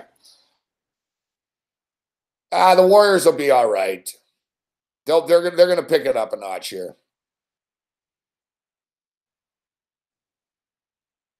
But the NBA playoffs starting to get pretty interesting right now. And yeah, Goldster, you know what? I actually do lean with you over here. The concern, and it's right back to where we started. Because look, the concern with the total is usually that San Antonio's not going to be able to get there, right? You're not really anticipating that the Golden State Warriors, look, the Warriors aren't going to finish this game with 94 points.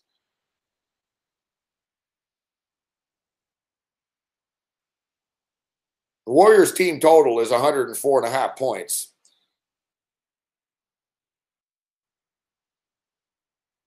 They're at 100 right now. The Warriors defense could step up. I would lean to the over, though. I thought this game could get there. There was just that concern whether San Antonio were going to get stuck.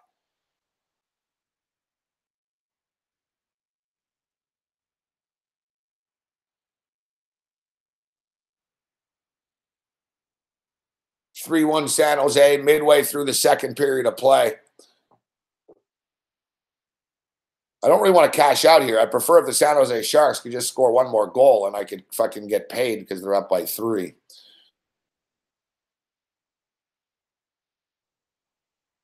(4-1) right now after 2 periods of play. The Colorado Avalanche are up 4-1. Baseball, it's 6-2 Dodgers still. It's 2-1 Seattle right now.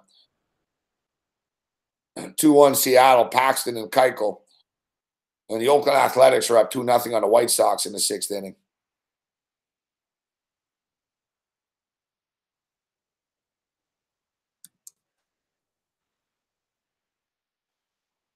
Yeah, the NBA playoffs, and the NBA is often criticized. NBA often criticized for not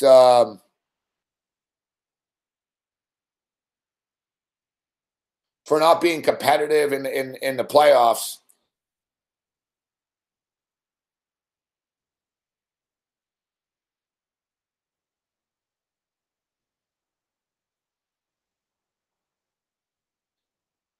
Yet in reality,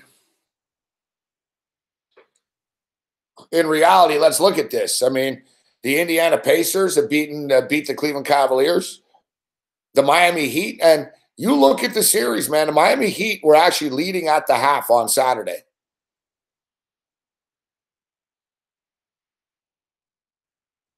So, you know, you look, they played 4 halves of basketball in that Miami-Philadelphia series. And truth be told, the Miami Heat have been the better team in 3 of the 4 halves. The Philadelphia 76ers had one nice half in the second half on Saturday where everything fell for them. As good as the Sixers are, Miami have been the better team.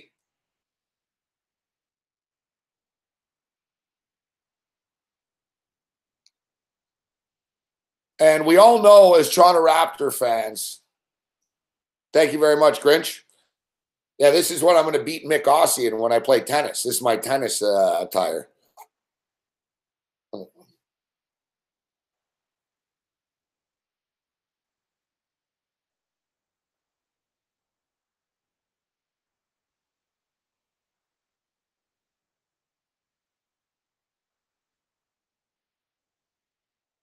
I'm like Milos. Not Ronick, Milos from Seinfeld.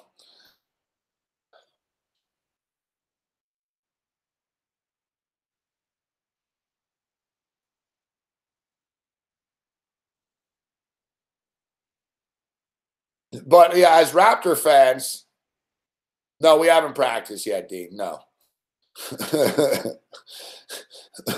we haven't practiced yet.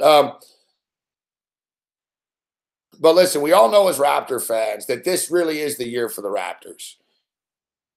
Like the window's not closed forever if they don't win this year, but let's be realistic, all right?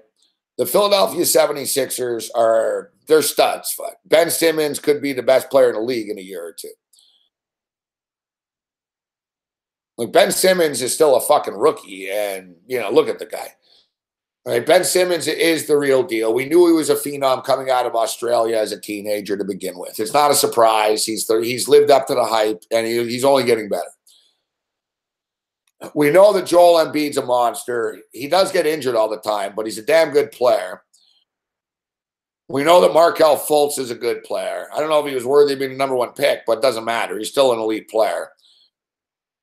Like the Philadelphia 76ers are going to be a good team for a couple of years. Now, they could implode in a couple of years as well, right? Embiid's going to get sought after by other teams, and they're going to have a hard time keeping it together, having all these stars. Now they have all these star players because they're all young guys and they don't make a lot of money. But the NBA, the salary, there's no negotiating. It's just sort of all set in stone, right? So they're all going to be max players, right? If Andrew Wiggins is a max player, then obviously Joel Embiid is already, even if he's hurt. Like if Joel Embiid was a free agent tomorrow, he'd get offered a max contract from somebody, right? And if Ben Simmons was a free agent tomorrow, he'd get offered a max contract from somebody. And Markelle Fultz, well, Markelle Fultz at that point will probably be as good as Wiggins, who gets a fucking max. You know what I mean? They're not going to be able to afford to keep all these dudes forever, the Sixers, but they are going to be good for the next 3 years or so. That's when the shit will start to happen for them. Like 3 years from now, they'll have problems keeping this together. The Boston Celtics are a fucking menace to society. Like, you know, you look at the Celtics, they're competing now. They've got Tatum and Jaylen Brown, and this is a crazy great experience for fucking Tatum and Brown. Jaylen Brown's a second-year guy. Jason Tatum's a rookie, and they're having to carry them. Terry Rozier, you know, they're fucking deep as hell, the Celtics. And you look at the team that they have now, and oh, yeah, you're going to add Gordon Hayward and Kyrie Irving into the mix. And we know that Brad Stevens is an elite coach.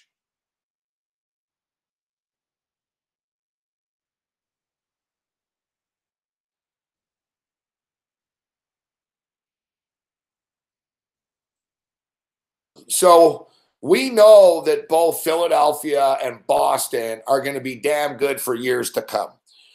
The Toronto Raptors have some good young players, but the Raptors sort of are who they are.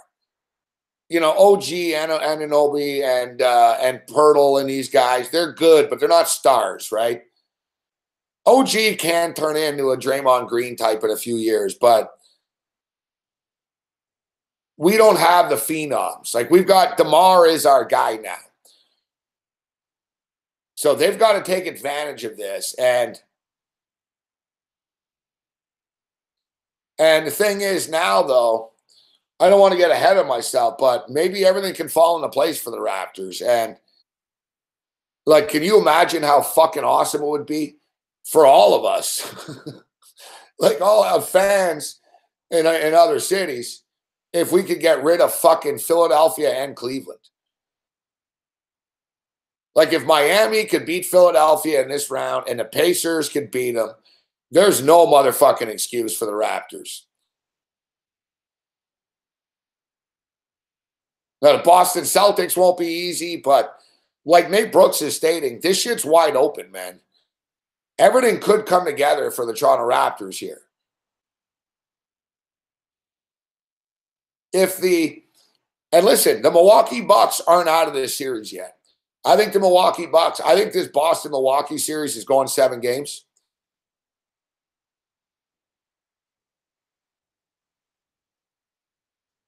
I think it's going 7 games.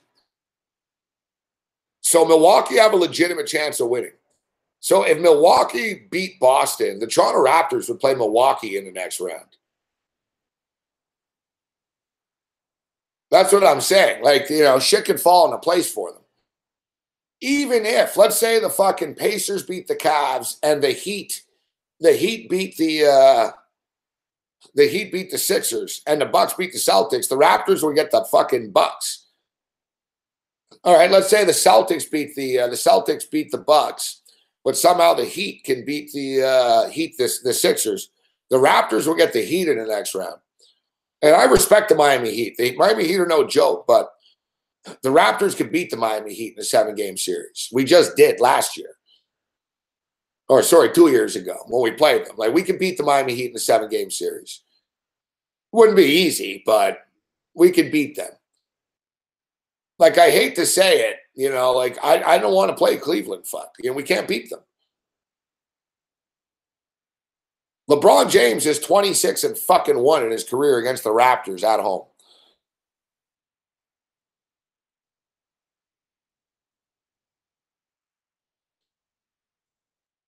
For some reason, like, when you watch the Raptors play against big-time teams, like, they fucking beat the Warriors. They beat the Rockets twice.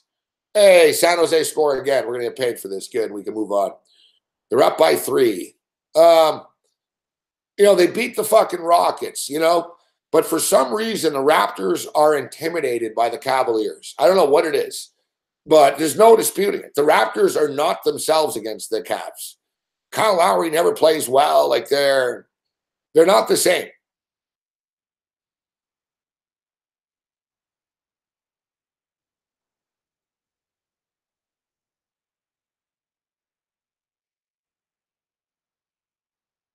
All right, so nice pick with the Sharks. We had that. I told you, the Sharks are just the better team. They're dominating. So back to the Philadelphia-Miami. Guys, I think Miami's going to win Game 3. One thing with Philadelphia is they're fucking good, but they're still young, man. Like, Ben Simmons is an awesome player, but he's young. JJ Redick doesn't scare me. Embiid's hurt.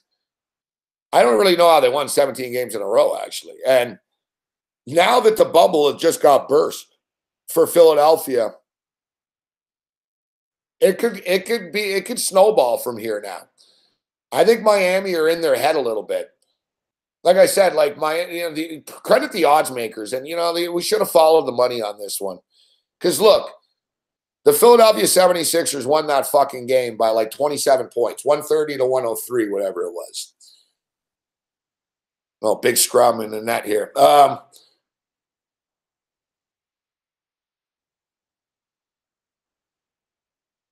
And look, the odds makers didn't adjust the number. They left it at 6.5. And it's crazy because I talked about a Mark Lawrence trend today that Miami were in a 15-5-1 ATS thing if losing by 27 or more points coming back. It's just they were hard to trust here.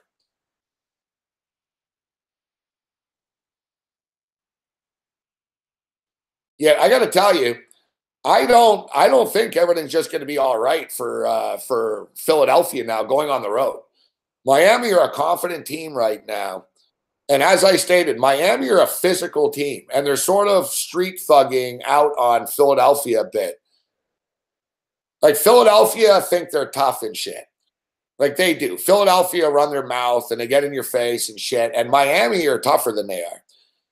Like Miami are one of the more tougher teams in the NBA as far as like if shit got real. Like Miami would handle themselves pretty good. Kelly Olynyk's a Canadian dude. You know, he's got that fucking Canadian fucking spirit in him. He's a big dude. He's fucking dirty. He's not intimidated or scared of anybody in the NBA. James Johnson is the toughest guy. James Johnson's the toughest guy in the NBA.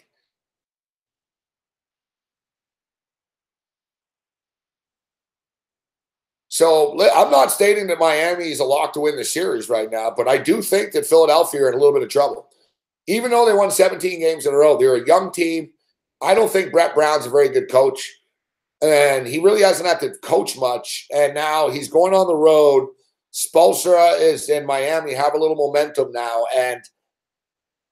and also Embiid's out. He's in the concussion protocol, so he's going to be back. I don't know, maybe in fucking 5 days or fucking something like that. Maybe, and he's going to have a mask on and shit. I don't know.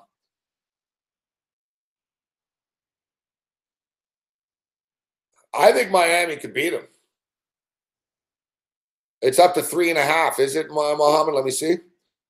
I bet it when it was 2.5. Let's see. It is 3.5 now. To be honest, they probably pull away. You got to go with your own gut on this one, Mohammed, but I would lay the fucking 3.5 as opposed to the minus 200 here. I doubt that they're going to win by 2 or something. I think they're going to smoke them in the second. I mean, look, I already had them on the money line, and I took the 2.5. It's up to 3.5 now. I grabbed it at 2.5. You got to go with your gut on this, and look, boom, it just started. They already scored a basket, actually. Up to 4.5 now.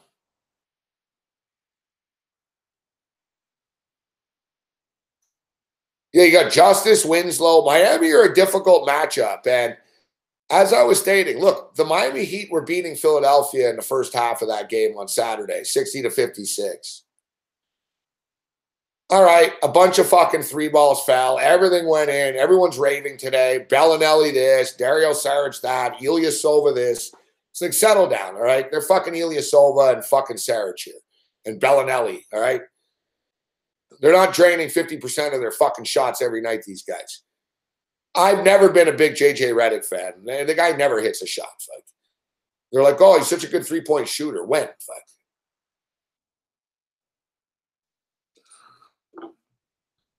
I guess, I can't deny his percentage and shit, but I've never been a J.J. Redick guy. I think Philadelphia are in trouble. I think Miami's going to beat them.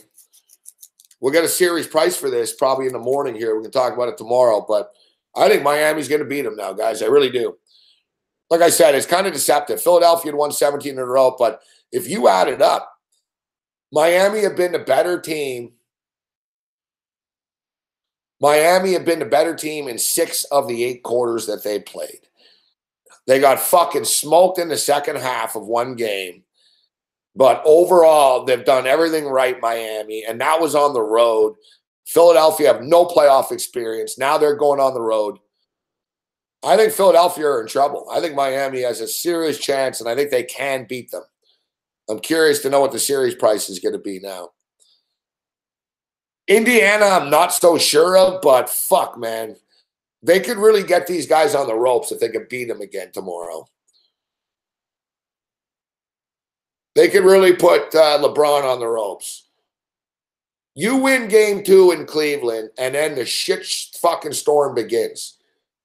Look, Tristan Thompson is like the most hated man in fucking America today. I went into a fucking weed shop tonight, a pot dispensary in Toronto, And there's like a bunch of chicks that are like the chicks, the servers there. And normally they don't talk that much, like even to each other. They're kind of quiet. But tonight, man, these 3 chicks there, they were fucking all talkative. And it was all about, they were talking to each other and shit about what an asshole Tristan Thompson is. And it was too much. Like this girl was reading tweets, like that people are sending to Tristan Thompson, and like fucking, oh, I guess Kanye West threatened him and hire his goons to get him. And like, so these chicks were talking about Tristan Thompson, and I heard one of the girls say, and one of the girls said, and she goes, and you know what? He ain't even playing. It was a black chick. She's like, he ain't even playing basketball that well anymore. The other girls were like, oh, really? She's like, yeah, even the fans. And I was like, man, you guys fucking hating on Tristan Thompson, huh? And they're like, he's a fucking asshole. All that, like, they're like, Tristan's getting booed in Cleveland and shit. It's not a good look, bro. Like, even if it's Khloe Kardashian, fuck, you're basically fucking every day. There's a new sex tape with this guy. There's like 5 fucking tapes now. Like, I don't know what your deal is. Like, you went on a sexual rampage. Like, it's one thing if, all right, listen, I don't feel sorry for Khloe Kardashian, but I'm just stating that people already thought he sucked and his mind wasn't in the game. They're paying him a lot of money in Cleveland. He's not playing well. And, they're taking out the frustration on him and shit. So you've got the Tristan Thompson sideshow. The Cavs players are supposedly pissed at him for just the distraction and the shit show and not being focused. LeBron's a free agent after this year. No one's really talking about this right now. Like, put it this way. Like, tomorrow night could be LeBron James' last game in Cleveland. Like, I'm not saying they're going to get swept, but if they did, he's leaving. Right? So, no one's, it went from everything's all right with Cleveland to if Indiana can deliver another punch tomorrow, let the fucking shit show begin, man. When's LeBron leaving? He just played his last game there. They're going to get swept. The negativity is going to kick in. And I got to tell you what, George Hill is all right, but George Hill is one of these guys that's just all right. He's not bad. He's not great, but he's not going to take a playoff game over. You look at the Utah Jazz, they let George Hill go. They traded Rodney Hood. They evidently knew what they were doing. Because the Utah Jazz won fucking 22 or 24 games after they, without Rodney Hood. So you look, it's like, yeah, the Cleveland Cavaliers are LeBron James, 2 fucking Utah Jazz rejects.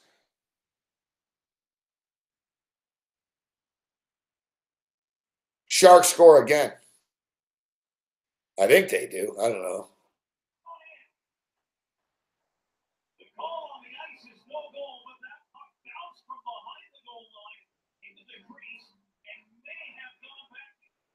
I don't know. The referees in the NHL, great job, guys. You're standing right behind the fucking net, but you don't know if it's in the net or not. All the Shark players are like, goal. Let's see.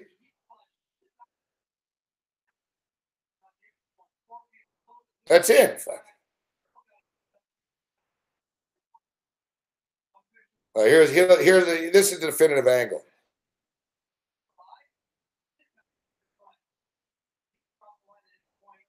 Yes.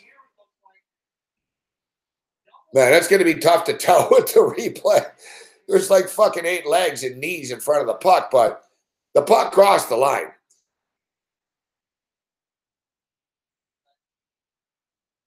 You can't fully judge by, here, now we should be able to tell.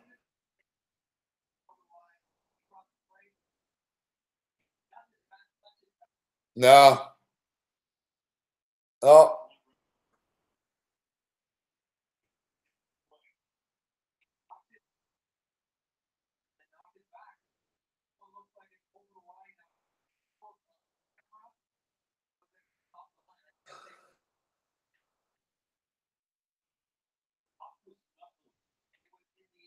You can't really tell, to be honest. You can't definitively say almost to overturn it. No, I hate to fucking cop out here, but like Mike Johnson's saying, like, it's tough. If you want definitive evidence, there's no definitive evidence. Every fucking angle, it gets blurred. There's too many sticks and knees and everything. Look, it's sort of, but you never really see it. I don't think it's a goal. I don't think it's a goal. No goal.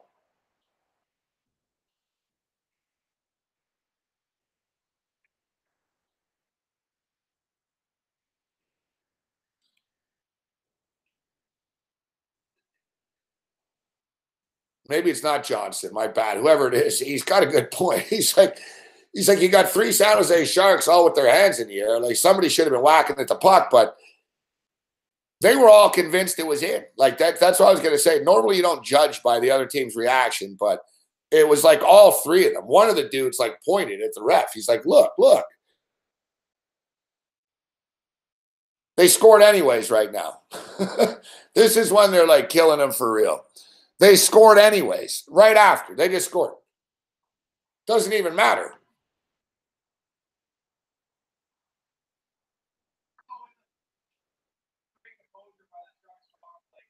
Miami Heat are now plus 295. Grab it. That's a good bet, bro.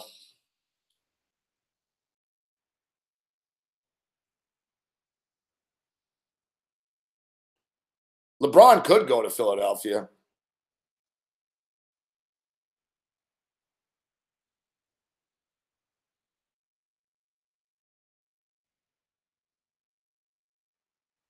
It's not out of the realm of possibility. LeBron goes to Philadelphia.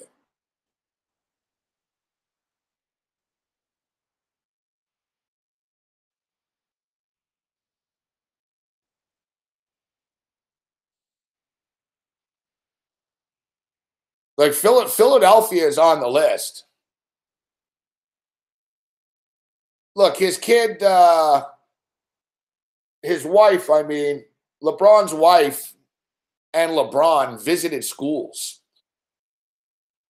And we're looking at real estate in Philadelphia. So it's not just like it's not just a stupid, Stephen A. Smith reports. There's no disputing it. Like LeBron's wife has been in Philadelphia checking schools out. LeBron went there as well and supposedly checked places out. But they've also done the same thing in Los Angeles. And LeBron lives in Los Angeles now. And really, I don't know, man, where LeBron's visiting and his wife goes, tough to say, man. LeBron's a weird dude. Who fucking knows what he's going to do? I doubt he stays in Cleveland. I mean, there's always a possibility. I thought about that yesterday. I was like, maybe he could fucking stay, but I don't think he does. I don't think he likes the owner, the Gilbert guy. And I think LeBron sees that he really can't. The fact is, nobody wants to go to Cleveland, man. Right? Like we've talked about this in the past. LeBron doesn't get star players lining up wanting to join him and shit. So they have a revolving door of players all the time. I think LeBron would probably prefer to join like a good team now and not be alone,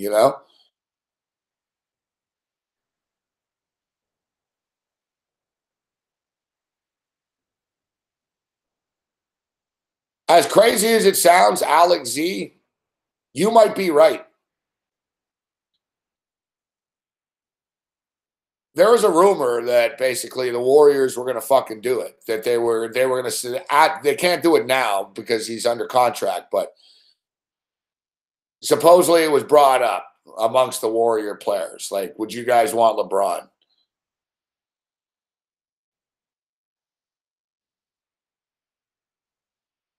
I don't see how you make it work.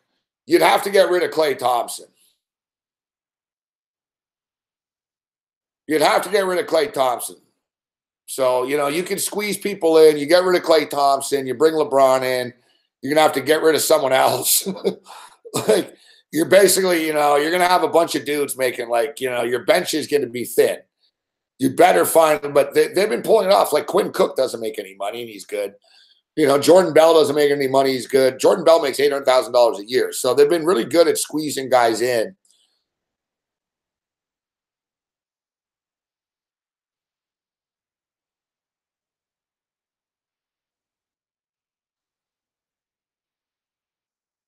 The thing is, LeBron James is friends with fucking Kevin Durant. But we all know LeBron James and Draymond Green don't like each other. And Steph Curry and LeBron aren't best of friends either. There's a little friction between those two, the three guys. We know that Draymond doesn't like him. I mean, fuck, he called his mother a fucking whore and shit. Like Draymond kicked him in the balls, called him out, pretty much cost his team the fucking title. Pissed LeBron off.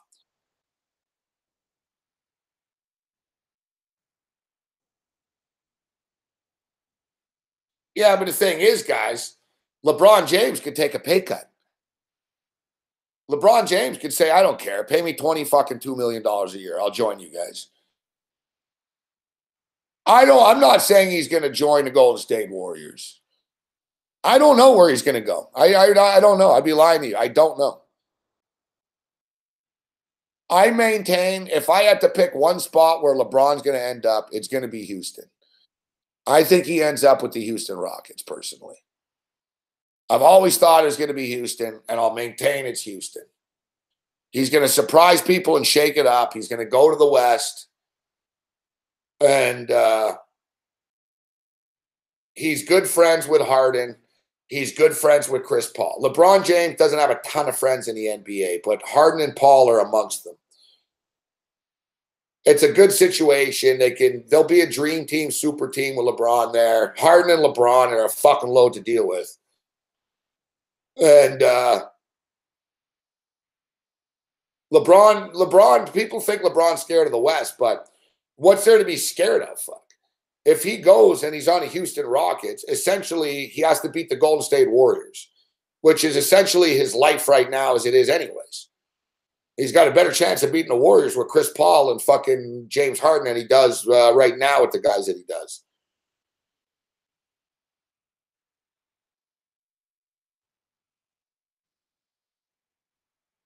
Kevin Love would be a good fit on the Raptors. Kevin Love would be great on the Raptors, fuck.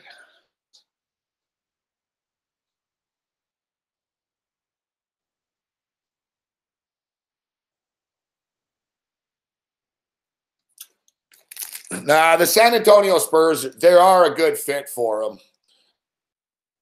Him and Popovich get along. They could compete, with Aldridge. But the thing with San Antonio is San Antonio are falling apart. Kawhi Leonard might want out. Like, Kawhi Leonard's probably healthy enough to play right now, and he's not. Like, Kawhi Leonard doesn't trust the Spurs. He doesn't want to play for them, it seems. He doesn't trust their team doctor. There's distrust. And LeBron and another thing is, too, San Antonio, even though it would make sense for them, San Antonio don't have that type of money. Like, they don't do that shit. They're not going to pay LeBron fucking $48 million a year. Like, they won't do it.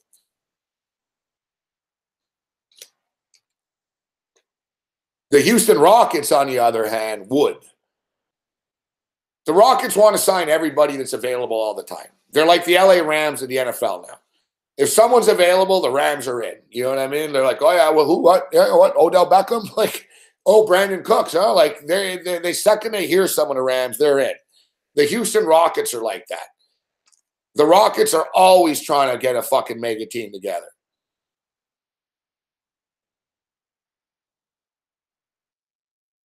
That's my guess. I think he's going to be a Houston Rocket. And if you're San Antonio, you need to get Kawhi Leonard back. You need to calm everything down. You got to get Kawhi Leonard back. And you got to bring John Wall in. That's what I would do.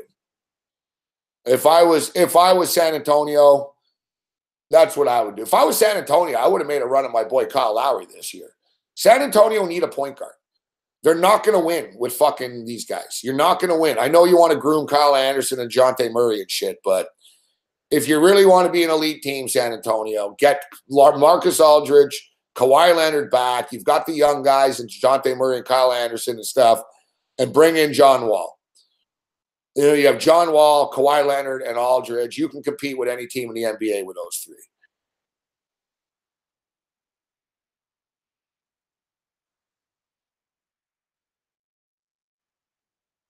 Exactly, Zach Henkel.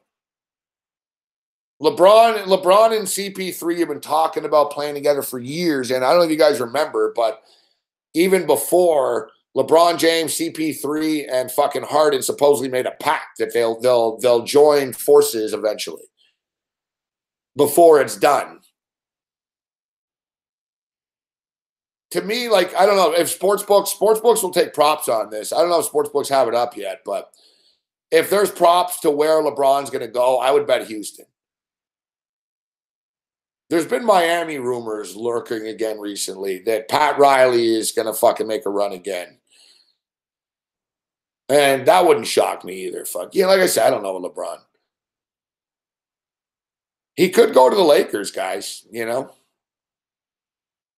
He's friends with Paul George. He could go to Paul George and LeBron could go to the Lakers. You can't discount the Lakers. Even though the Lakers are shit, you can't discount them. I just don't see LeBron wanting to fucking play with the Lakers, but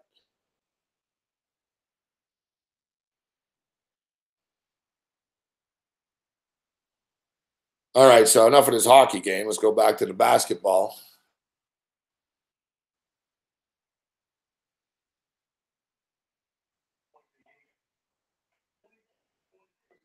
$67-66. So a little bit of a run here to start the second half.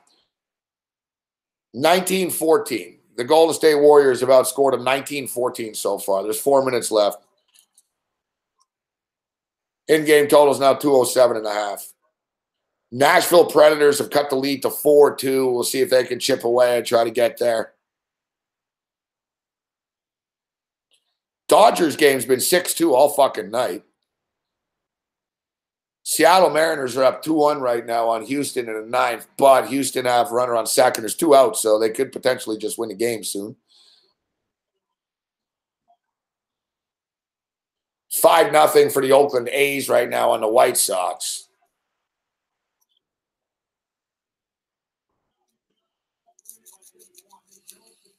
I see we've got a lot of viewers here this evening. Appreciate you joining us here tonight.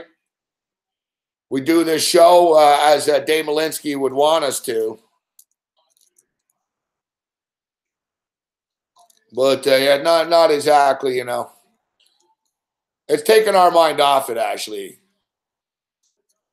Like I said, you know, normally I wouldn't be this fucking rattled and shit, but I like Dave. I've known Dave a long time.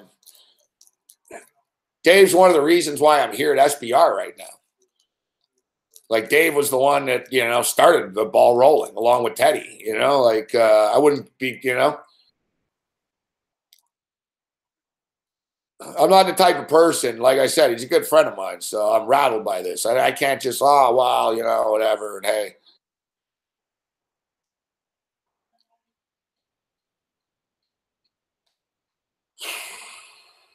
Thanks, Aziz.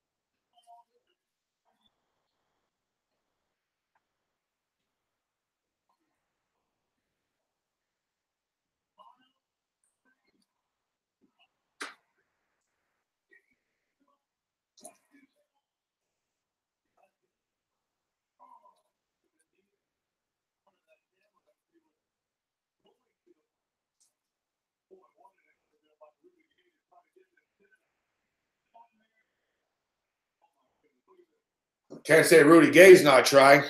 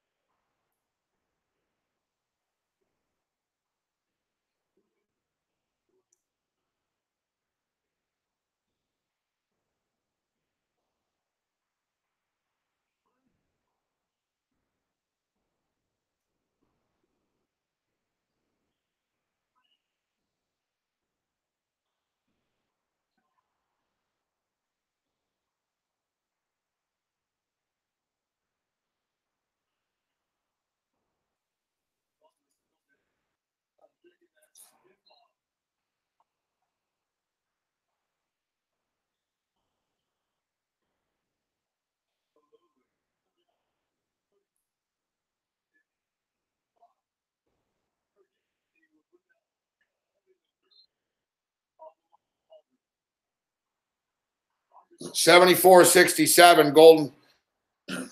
Golden State went on a little bit of a run here.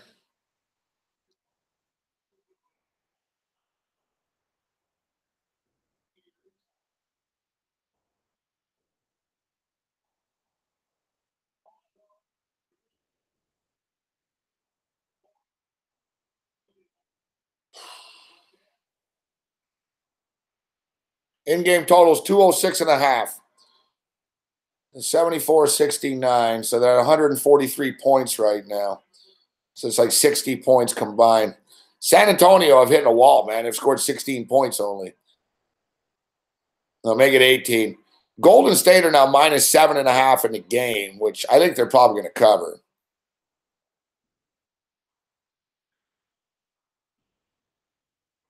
I don't know. We'll get you a number after the third quarter here.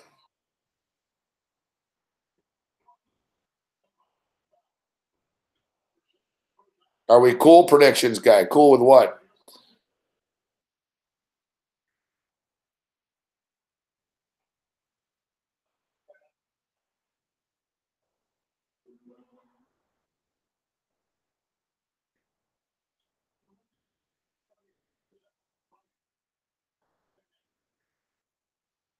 That's what I'm saying, Cody. They could have an all-star team.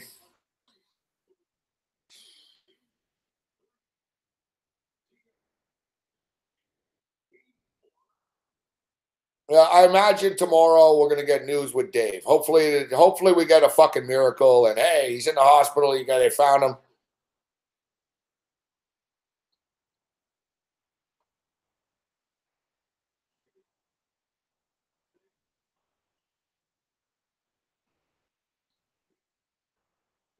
I'm glad that Degenerate Dean said that he saw that he read people have been missing for 72 hours, have been found up there before.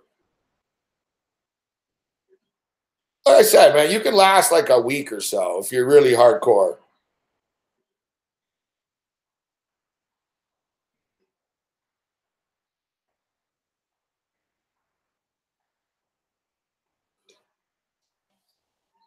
Like, look, he could get water because there's snow up there. So he wouldn't like die of thirst. It's not the middle of the summer. So what's up, Chris Edge? So it's not like desert conditions. It would get a little cold up there at night, but if he could find shelter.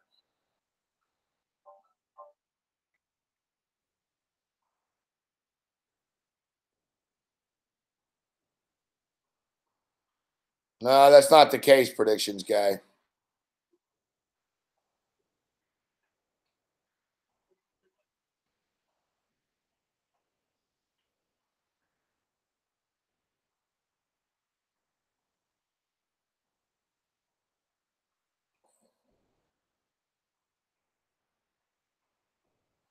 Yeah, there's a lot of, it's pretty cold up there, Scott. There's snow, man. It's 12,000 feet high.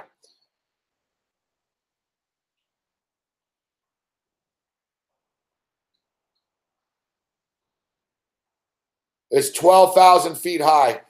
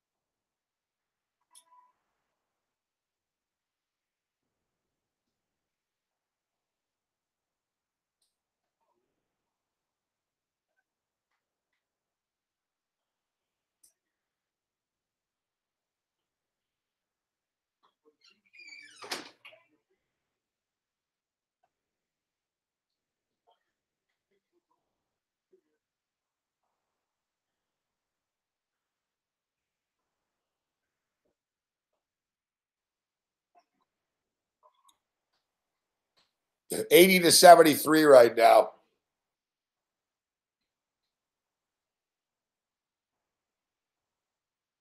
$80 to 75. In-game total is up to 209.5. Fuck, let's just jump in on the over now. They're up to 155. San Antonio are going to lay their ass on the line here in the fourth quarter.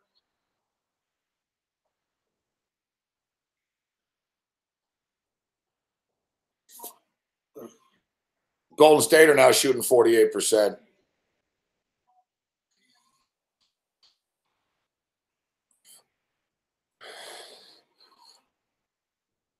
Yeah, Dave Malinsky's been on, man, literally for 15 plus years, 16 years.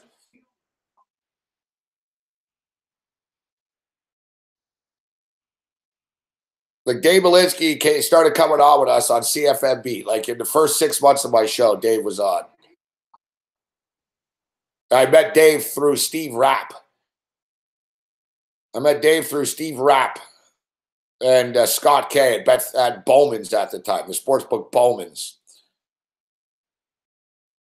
When I first started my first ever radio show there, after a few shows I fucking contacted, like Bet365 used to be called Bowman's in the old days. There was Bet365, but there was another book called Bowman's. It was Gary Bowman. So I was a long time better at Bowman's. So I contacted them, just cold called them, and I said, listen, I'm starting a show. I got a show on the radio. I want, I bet with you guys. So, I'd like to be a sponsor. And I spoke to Steve Rapp, and they listened to the show, and then boom, they're like, yeah, great show. We're in. Scott K, I appreciate his support. Now he's over at the Greek, Scott K.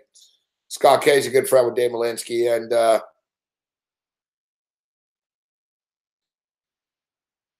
so I started having Steve Rapp on my radio show in the early days. And then he said, listen, I know this guy in Vegas. We know this guy. He's a great capper, great radio guest. And it was Dave Malinsky. So, I had Dave Malinsky on in the early days. What a great guest, too. So, yeah, Dave was on throughout the entire time, man, from like CFMB, Team 990, Sirius Satellite Radio, Score Television Network, The Cover Show. Like, Dave, Game Time Decisions on DirecTV, Dish Network, MAV TV. Like, we go through every network that I have been on. Dave Malinsky has been on with me.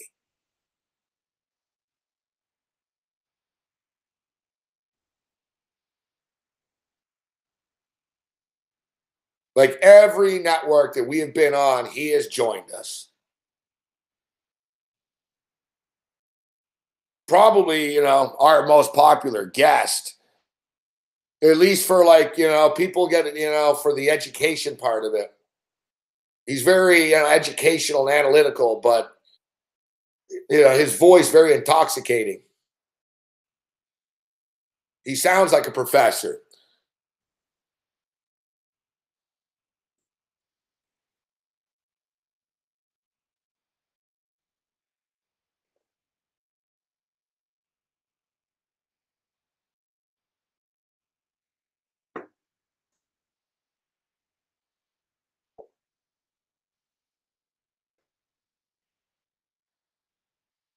So, yeah. And of all nights, too. I mean, he wouldn't join us tonight. Monday night was his night. He used to join me Friday nights in the old days on the radio. It was like Friday night with Dave, college football talk and stuff. College and NFL. He spent an hour with us. And, half an hour in the old days, 45 minutes. We do like a few segments, college and NFL, every Friday night for years. And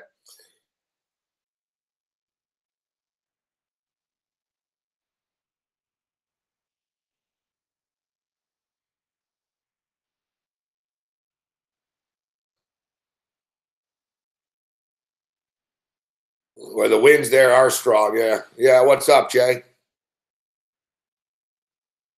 What, is that windy up there right now? Mount Charleston, 109 miles an hour? Holy fuck.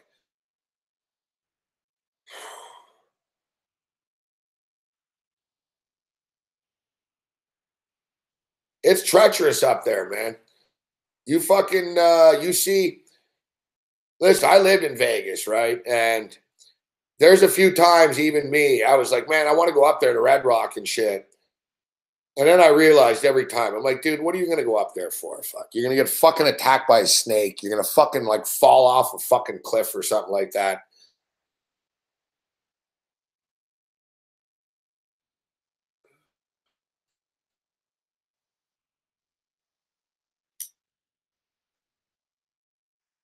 Nah, they're doing everything that they can, man.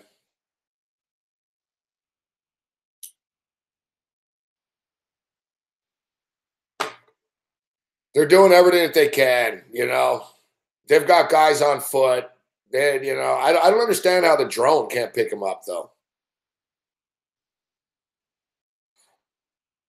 I don't understand either, Chris Edge. I hate to say it, but for all we know, they already know and we don't. You know what I mean?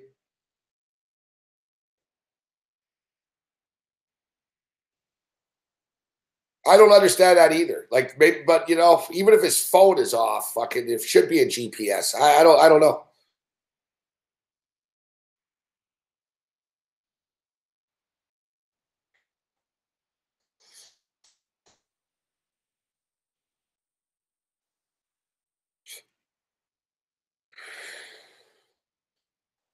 Like I said, the fact that they haven't found him, I don't know. I'm trying to stay positive, but the fact is, if you look at the picture I tweeted or I just put in the chat here, what's up, Mick?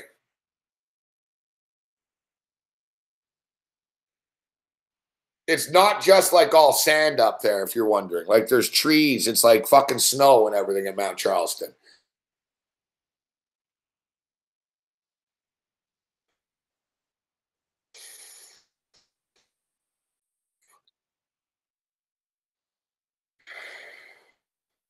But the authorities are on top of it. I mean, it's in the Las Vegas newspapers now. They've been, you know, I spoke to his mother today. She said they had a search party on foot out there, that she's been talking to one of the head fucking state rangers, park rangers of Nevada, and he actually knows Dave and loves Dave and was like, fucking, I'm going to find him. And, you know, like the guy knows him. Dave knows like one of the fucking state ranger guys, park rangers, one of the rescue guys even and shit. So they're like, we know the area where he went all the time. They said there are places that, you know, if you're in trouble, you can duck into, and there's, you know,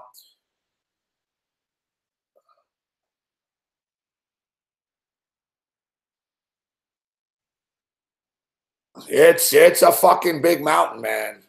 Like I said, you see it when you fly into Vegas and shit. When you fly over that stuff, you see it, and it looks sort of cool. Like you're like, wow, be cool to go up there, man. But you know, once you get up there, man, you're fucking. It's over 10,000 feet high, that mountain. There's, like we said, man, there's fucking mountain lions up there and shit, and coyotes and fucking snakes and God knows what else up there. Fucking.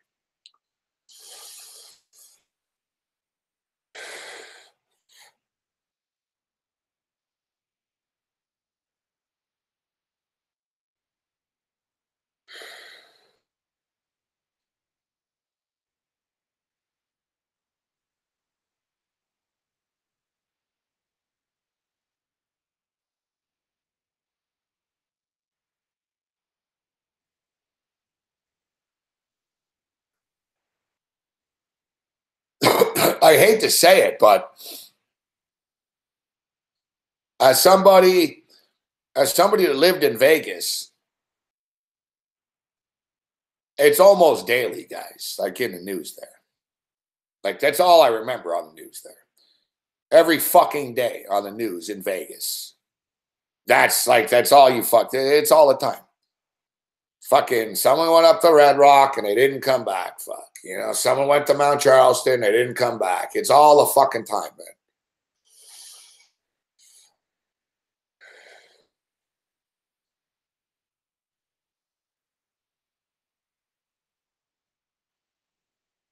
It's sort of like, you know, anyone who ever watched the Breaking Bad and shit.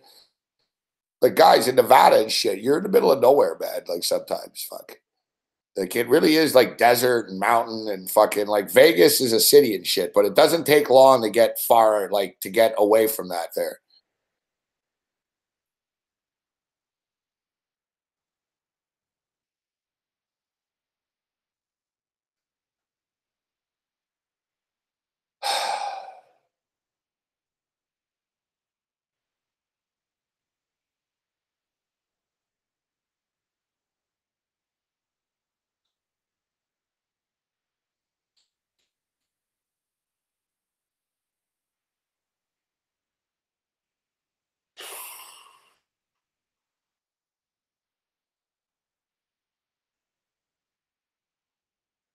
Yeah, like that's it, Chris Edge. Like a fucking Navy SEAL is only going to last 6, 7 days, you know?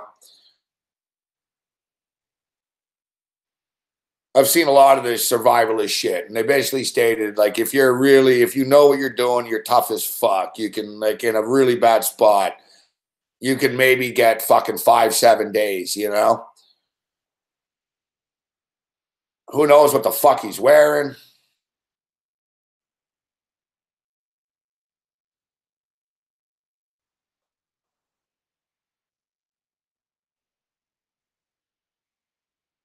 You know, you got the food issue, you got fucking animals coming at you. Who fucking knows, man?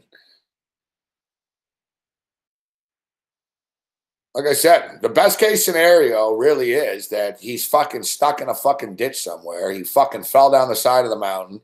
He can't walk. He's fucked up, but he's all right. He's still alive, and they're gonna fucking find him.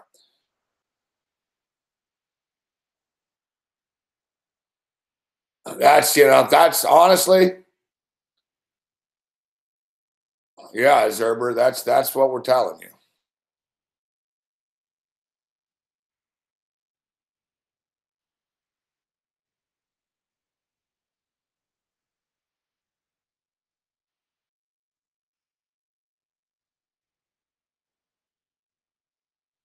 Yeah, like I said, I didn't know he was into. I didn't know he was into.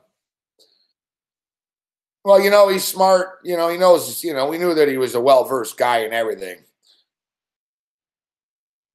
He talked to me about wine before and stuff. I knew he knew a lot about my ex. One of my ex girlfriends was really into wine and stuff, so I know about wine a bit. And he was surprised once when I was talking about. I talked about wine. He was surprised, and of course, Dave's a fucking big wine connoisseur and fucking cognac connoisseur and shit.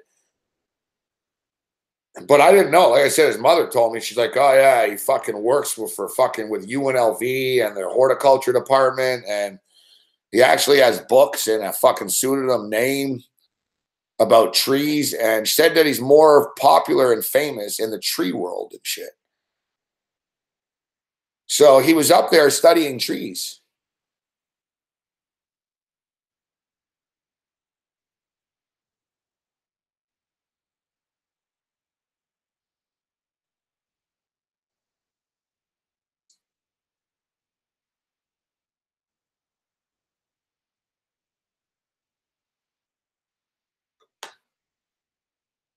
Hopefully, they have success, Razor.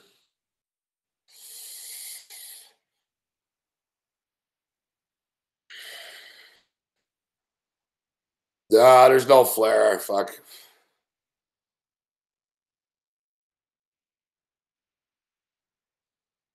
Like I said, we got to stay positive, all of us. Let's stay positive. I'm not sitting here saying that he's gone. I'm not sitting here saying, "Oh, there's no hope. It's done."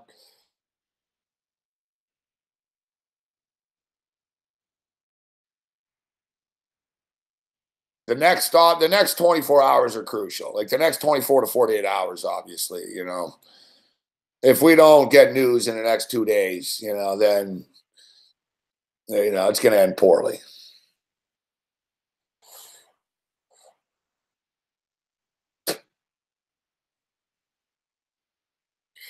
Yeah, it's all we can do, Cody. Positive vibes and prayers, like his family asked for.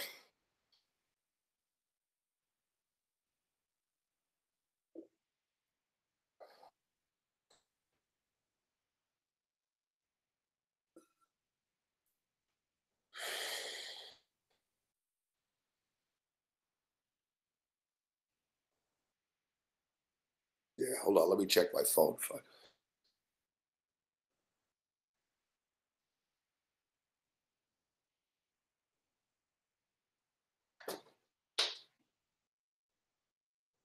I'm not a big cell phone guy. Fuck.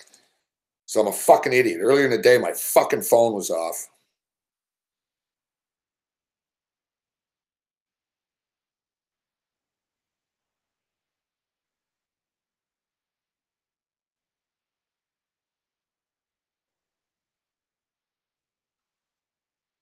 No, no.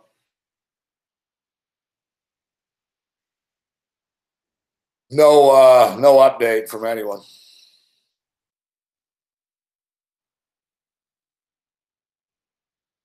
Yeah, they can't be up there at nighttime up there, fuck. Look at that fucking mountain, man. The number one job of the security, the fucking rescue fucking team is for them not to fucking get fucked up, right?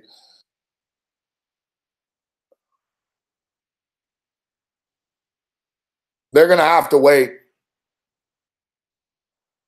They're gonna have to wait until all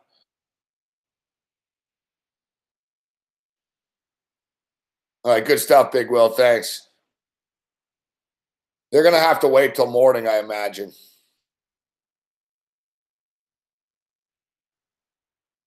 Dodgers put in the final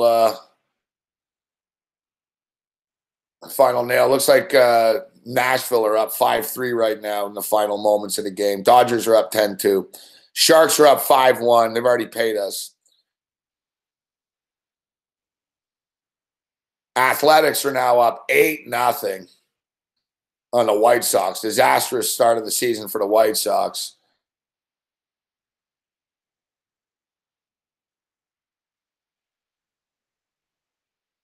And now the Golden State Warriors, we talked about them flicking the switch. The Golden State Warriors are now minus 12.5. Fuck, I should have laid that 7.5, man. Shoulda, coulda, woulda.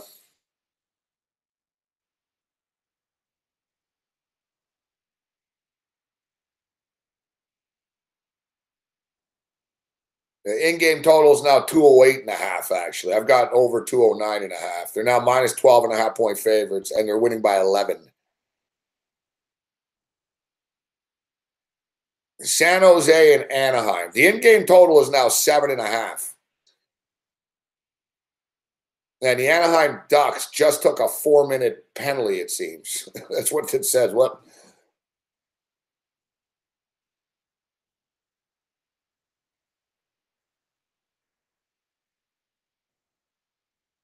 Fuck, I should have jumped on the 7.5 earlier there. The under. Eventually, Anaheim, they're not going to quit, but they're just going to want this game to get over with. Maybe San Jose scores one more time here. We'll see what happens on the power play.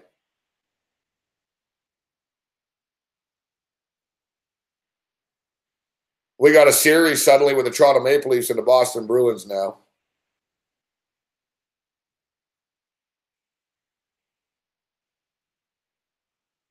$88.79.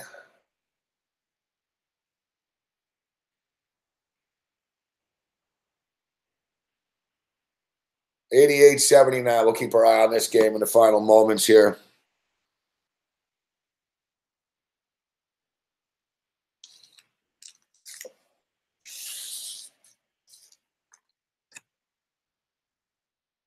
Yeah, life, man. You never know when you wake up in the morning what's going to be in front of you, man. We all face challenges. One thing I think we take from all this, though, really is you've got to enjoy your life.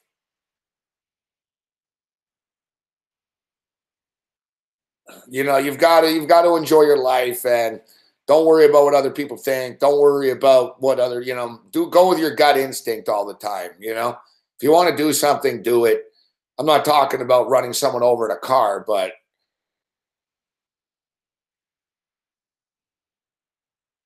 like there's no set due date for any of us,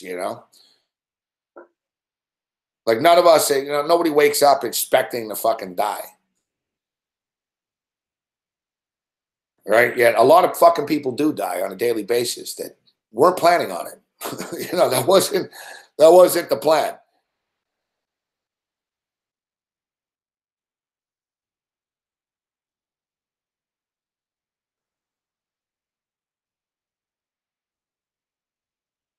And I hate to say it, but as we get older, you're going to know more people that bad things are going to happen to, right? I've already started to experience it in my life.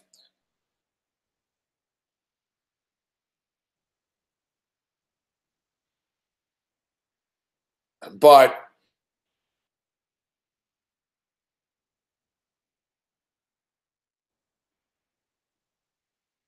yeah, like people, like, there's someone getting in a car accident right now. That wasn't their plan. It's not their fault. They just got fucking smoked, right? We're actually lucky for what we have and how long we're here, considering. I mean, there's other people, there's kids that die, fucking, there's all kinds of tragedy in the world.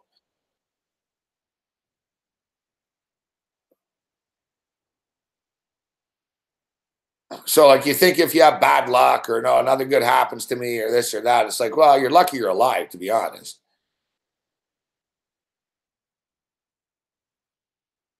It's like my grandfather used to always say that. I'd ask him how he's doing, and he'd go, well, any day above ground is a good day. Like, that was basically his philosophy that, well, you know what? I'm still alive. So that's start number one. We can't complain.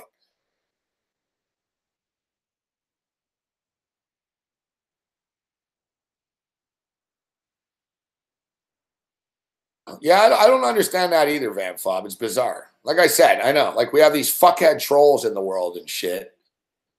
They'll probably live to be a fucking 120, and then good people get fucked over. I don't understand that either. Like I said, like Dave Malinsky really did enjoy life. Like a lot of us, including myself, it's one of the reasons why I'm going to move to the West Coast. Is we're indoors all the time. We're isolated. Like, I don't know how many of you have girlfriends or wives or I'm sure a lot of us though are fucking single. You're sitting here alone watching this show. You're betting on sports every day and shit. Years go by. But like Dave Malinsky like really enjoyed life. Like Malinsky, like I said, he enjoyed he enjoyed wine. He liked to go out to dinner. Like, he had a million friends in different, he knew everyone in Vegas, etc. Like, Dave didn't just sit at home every day watching sports and shit. Like, he did a lot of shit.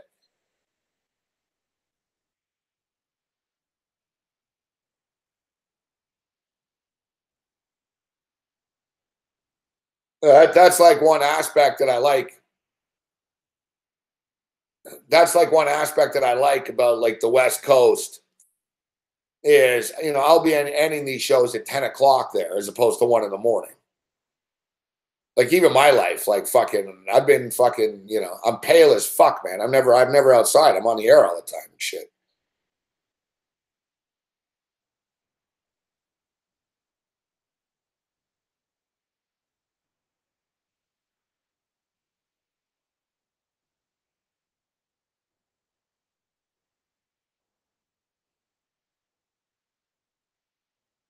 It's like Kurt Cobain and Neil Young said, better to burn out than fucking fade away, though. Better to burn out than it is to fade. My, hey, hey.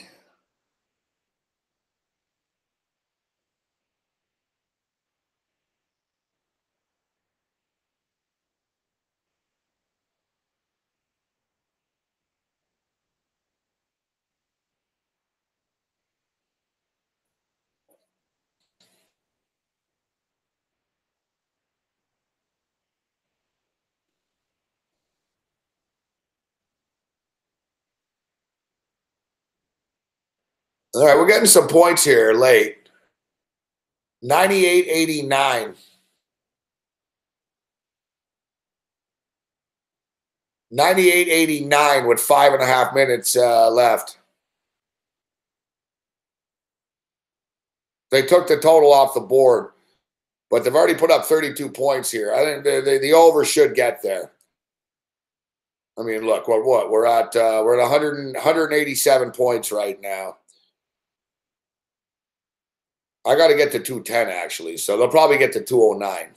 Can't believe we lost that 216.5 earlier, but whatever. I believe it, fuck. All right, so 6-1 now. All right, now's the time to jump in. If they fucking post the total here. Come on, post an 8.5. Fuck. They're going to have to post the number. There's still enough time. Now, another penalty on the Ducks. We talked about it before the series started. Like, the Ducks really are just stupid, aren't they? Like, they're just a bunch of dumb fucking, like, idiots. All they do is take penalties all the time. And they're always deserving. I'm not even watching the game right now, but I'm sure fucking, I don't know, Perry probably just slew-footed someone or something. Like the Ducks on the verge of getting swept. And watch, like in game 4, man, if they're losing, it's going to get ugly. Like the Ducks don't lose gracefully. Like they're going to drop the gloves and they're going to start cheap shotting San Jose all night. It's one thing to be a hard-hitting, competitive sort of team, sort of like the Winnipeg Jets. The Winnipeg Jets are a big, hard-hitting team and shit, but they're not dirty. And they don't take like a million stupid penalties. The Anaheim Ducks are just a bunch of dumb idiots that fucking do stupid shit to the detriment of their own team all the time.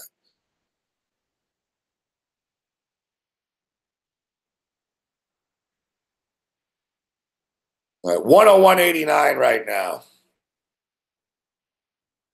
4.5 minutes remaining. They're laying 10.5. Here's a degenerate pick on the way out, but I think they win by 11 or more. And, of course, as I want to click it, they take it off the board. Will there be an overtime? No. Minus 6,600.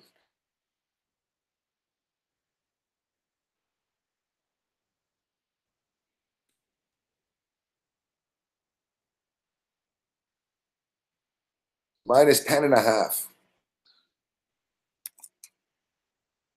Yeah, they should win by double digits, fuck. By 11. And, of course, you make it 11.5. Why don't? Why wouldn't you? Huh?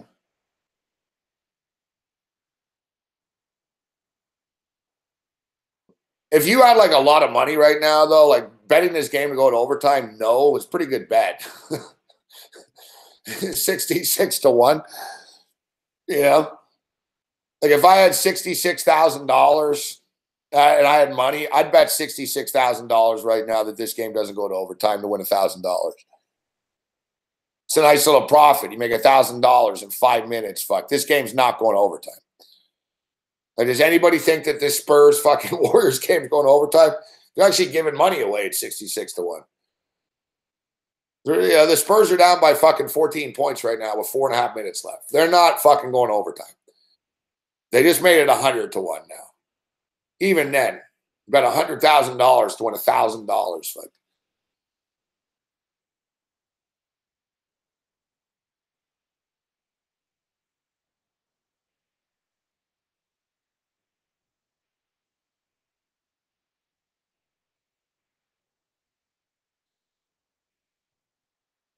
no, girls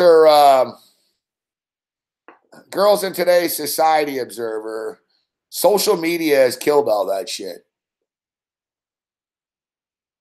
Less people date. There's less couples than ever. Like birth rates are way down. Everything's down. Like no one goes out, right? No one communicates. Nobody goes out. I guess you got Tinder and online dating and shit.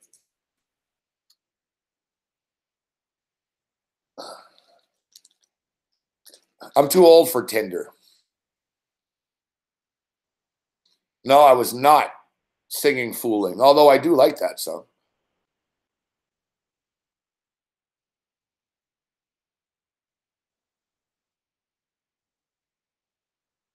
Yeah, exactly. Like Scott Ramsey stating, actually,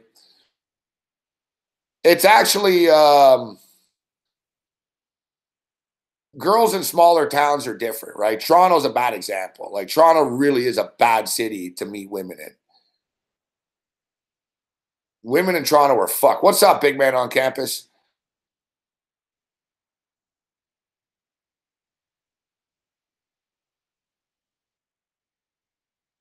As you know, big man, we're a little depressed here tonight due to Dave Malinsky's missing right now.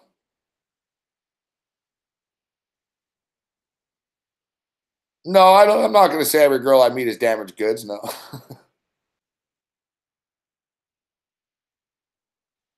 Yeah, like small town, exactly. You go to Kitchener, like where Kitchener Ranger is. There's a ton of cute girls and shit. And they're friendly and it's normal, right? Toronto's not a normal place. Like unless,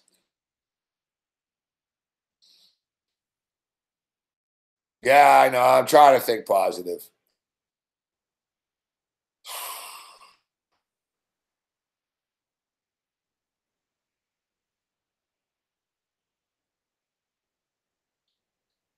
It's been 3 days, but you know, we'll see.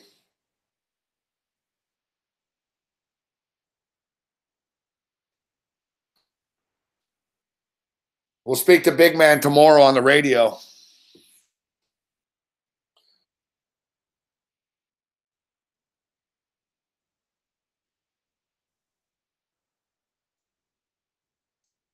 Montreal girls are good. Montreal girls are pretty friendly. Like Montreal girls are hot, but they're the good thing about Montreal is they're all hot. So they can't have that much attitude. You know what I mean?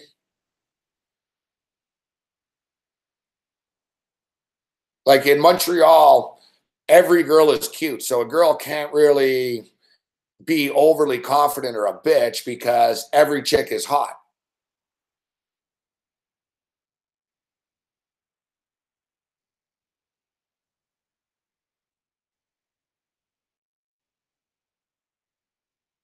What age do I date? Um,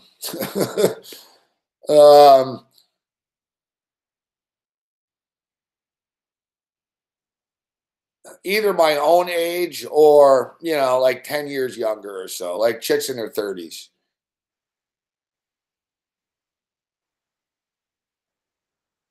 I'm not a big, I don't really like 20-year-old chicks. They're cute and shit, but I can't deal with that shit. I'm too old for that shit.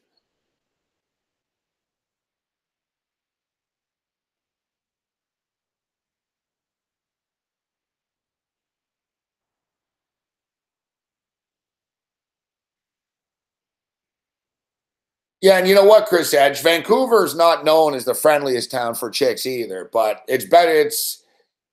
You're right. There's a lot of them. That's the thing, Big Will. They don't really know they're hot in Montreal because everyone's hot. They're used to it, right? Like their friends are hot and shit. So it doesn't. All right, Golden State's draining shots right now. Clay Thompson just hit one. They're up by 14, 108-94.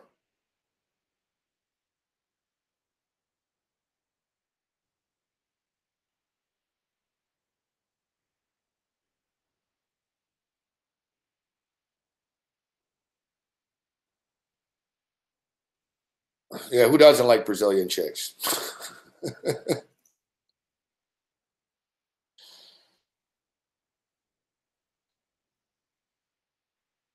All right. We got to change the subject now. Fuck. I'm already depressed about Dave. Now we're talking about fucking chicks. Let's change the subject here.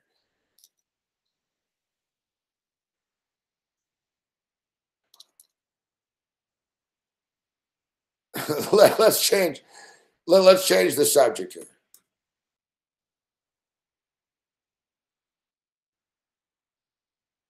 Let's try to get the fucking over this game home here. And we laid the 10.5 in game.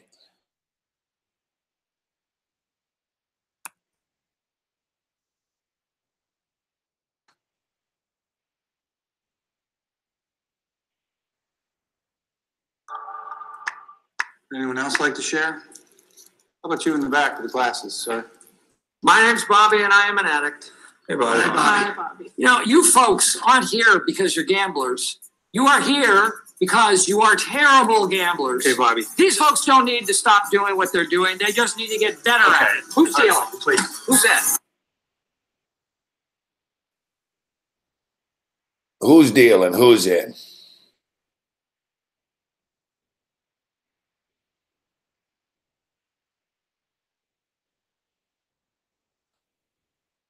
All right, we're going to take a chance here right now. Fuck, the Ducks are on the power play. What is this, power play central over here? Fuck. All right, we're going to take under 7.5 and hope for the best here. Fuck, they keep moving the number. Fuck, you always do this to me.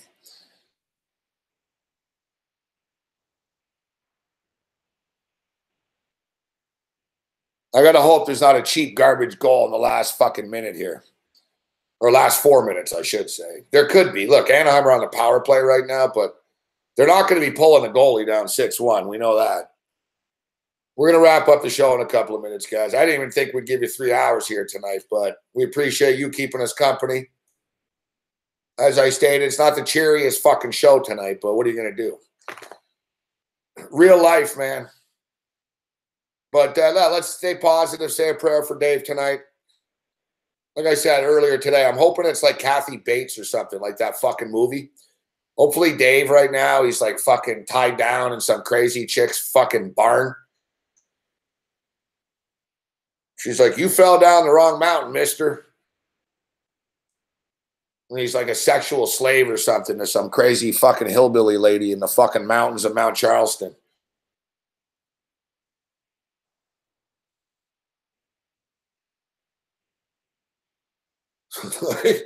He got picked up by a band of rednecks or something. Fuck, you know?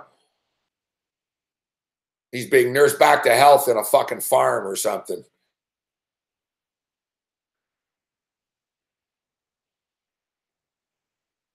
No, I didn't just run away.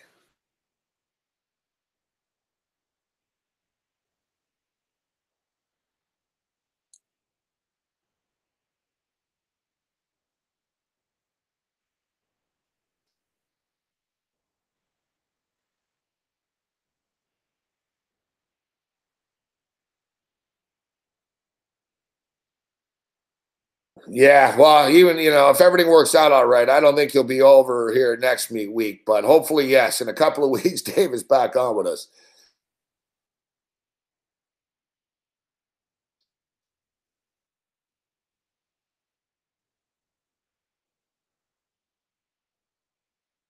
Good stuff, Mighty Motive.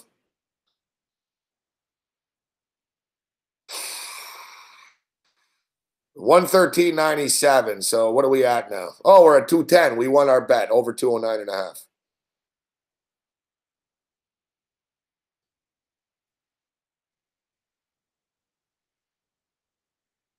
And we hit that. You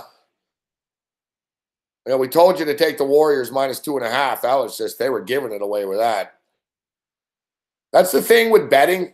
We all want to pick before the game starts, but it's my experience. It's good to just have a bunch of money in your account and you just sort of, you're patient, and there's going to be spots where you're like, all right, let's hit this for fucking 2,000, you know?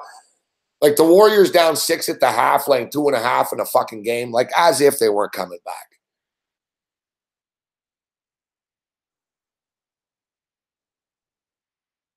And good, I told you, lay the 10.5. Boom, they're up by fucking, they're up by 19 now. They're up by net, you know, and I almost feel sorry. I don't feel sorry for fucking these guys, San Antonio, because they're all multimillionaires. You know, Rudy Gay's got about $130 million in the bank. Like, you know, how sorry can you feel for him? I don't feel sorry for Tony Parker. The guy's fucking with Eva Longoria, and he fucking cheats on her with his fucking teammate's wife that looks exactly like Eva Longoria. So I don't feel sorry for him. But I just say that in the sense that San Antonio actually played pretty good tonight. Like, there's nothing more they can do, really. You know, they just, you know, Bertans and Patty Mills and DeJounte Murray and Kyle Anderson and Pau Gasol is just not enough. We got to give credit to Klay Thompson, even though we bitch about him missing shots. He actually went 12 of 20 from the field with 31 points. Kevin Durant finishes with 32 again. I think that's exactly what he got in the first game, too.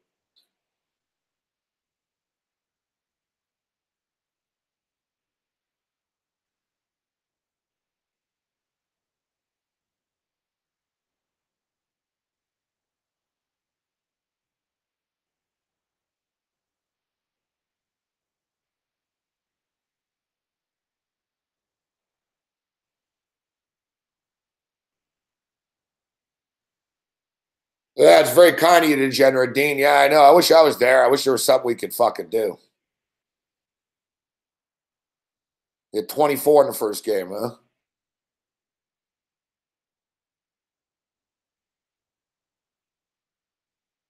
All right. So, yeah, tomorrow night, 116, 100 right now.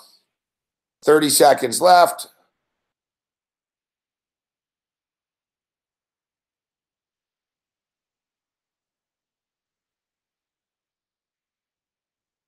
San Antonio going to the line with about 22 seconds left, down 16. So what do we got tomorrow night? My Toronto Raptors are back in business tomorrow night. Raptors minus 6.5 again. That's what they were in the first game. I think they win again tomorrow. The Wizards are going to play better. I think the Raptors win again. I'm not really in a massive hurry to fucking lay 6.5, but I was surprised the Raptors and the Wizards was as high scoring as it was, but the Wizards don't really play defense, and they're pretty good offensively.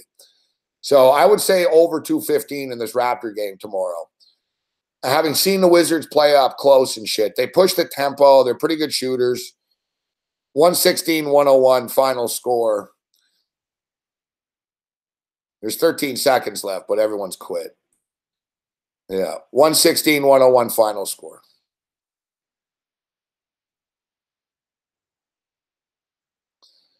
And it is officially over. 116-101. 217, 106, 116-101. San Antonio covers the first half. Golden State covers the second half. First half goes under. Second half goes way over. Golden State now have a 2-0 series lead.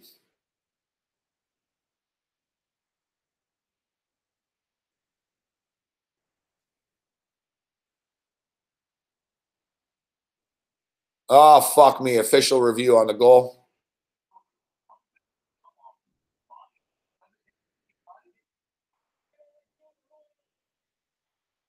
Oh, fuck me. I lost that degenerate bet. They scored again. 7-1.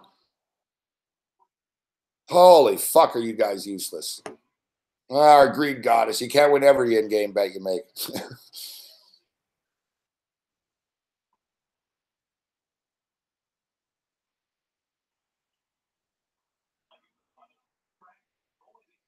Seven fucking one. Yeah, good job. Good job, Anaheim.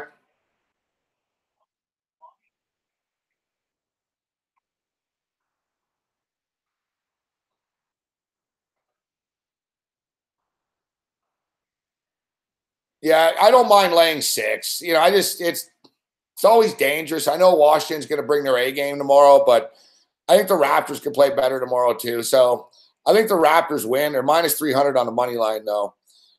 Milwaukee and Boston, fuck. I think Milwaukee beat them tomorrow, but you're only getting 2.5. The Pelicans, I was all over the Pelicans in game 1. I told you before the series started, I thought the Pelicans could beat the Blazers in the series at plus 175.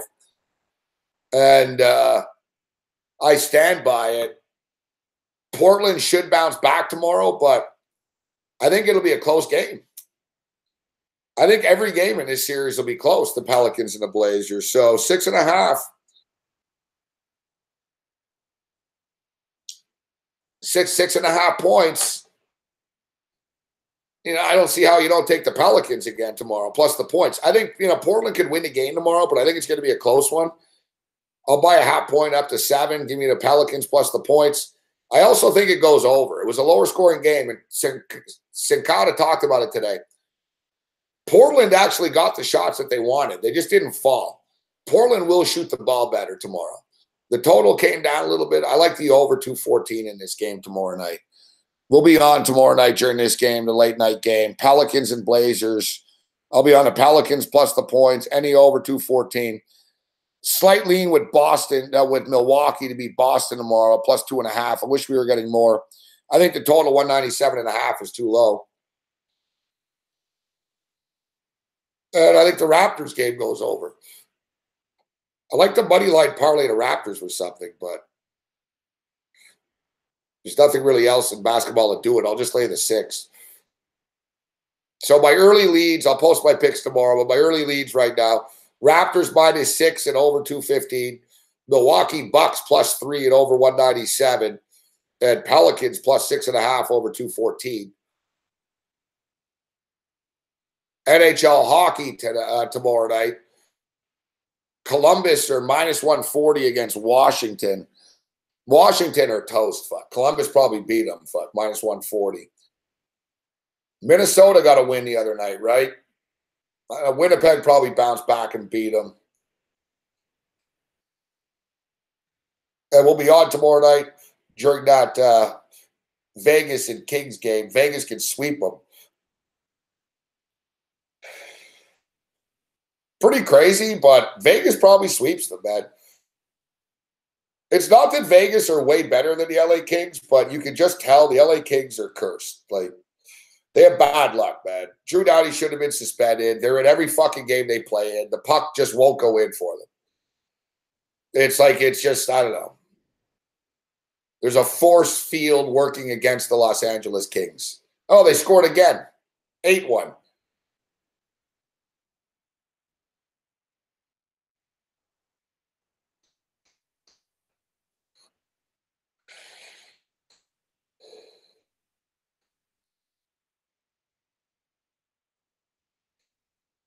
It's beyond embarrassing now.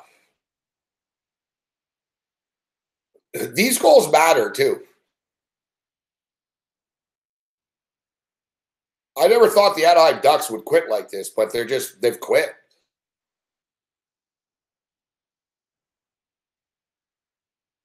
Eight fucking 1. There's a difference, too. You know when they say, oh, it doesn't matter whether you lose 2-1 or you lose 8-1? No, there's a difference. There's a difference. You're down 3 games to none. You just lost 8 fucking 1. You know what I mean? Like, if you lost this game 2-1 or shit, you'd be like, all right, guys, we're down 3-0, but every game's fucking close. We can win the next one, take it one game at a time. Now it's like we're down 3-0. We just lost 8-1. They're killing us.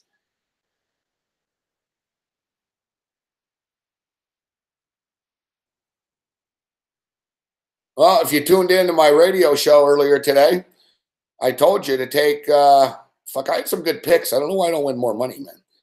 My pitchers tonight, Blake Snell, 31 points. Ryu, 29 points.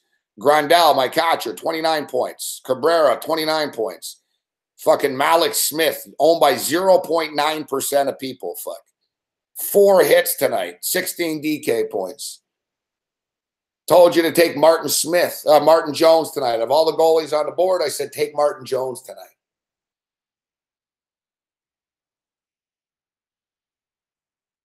I'm actually winning money in the NHL. 59 DK points.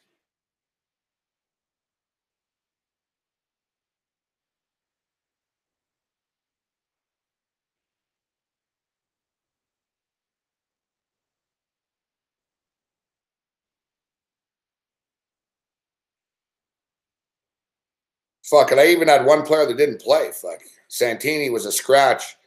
PK Subban only 2 points tonight, but Nate McKinnon, 10 fantasy points. Joe Pavelski, 7 points. Taylor Hall, 10.5 points. Alice Killhorn, 5.5 points. Gabriel Landeskog, 9.5 points. Martin Jones, 11. Austin Watson was dirt cheap. Fuck. He scored a fucking goal. Not a bad team.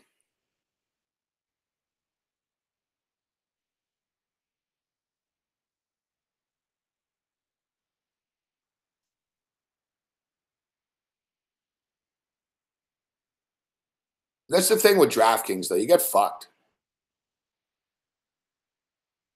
Like, look, the tournament that I'm in, there's 1,417 people. So 1,417 people. I finished in fucking 21st place. Fuck. And I fucking won $6, man. Like, it's fucking bullshit. What would I have won for first? Fuck. Yeah, it was a low contest. Fuck me.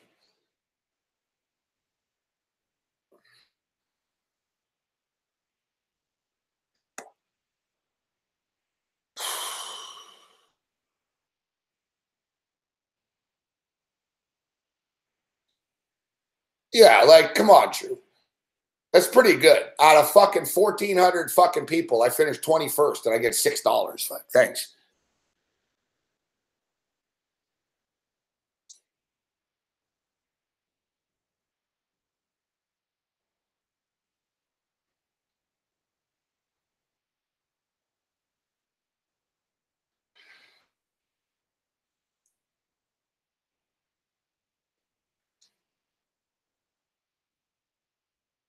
Same as NASCAR today. I fucking tripled my money in NASCAR, but like, you know, you're right. You got to stick to head. I could fucking kill it with that shit. Fuck, but.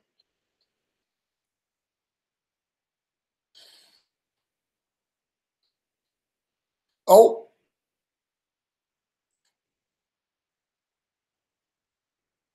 Where am I now? I just got more points. I got bumped up to 70 points. No, sorry, I did it. Wait. No, same shit. My NBA lineup tonight, 256 points. My Major League Baseball lineup, fucking 163, and I didn't win anything. Fucking tournament. That's a lot. That's a good score for a baseball team. 163 points. Fuck.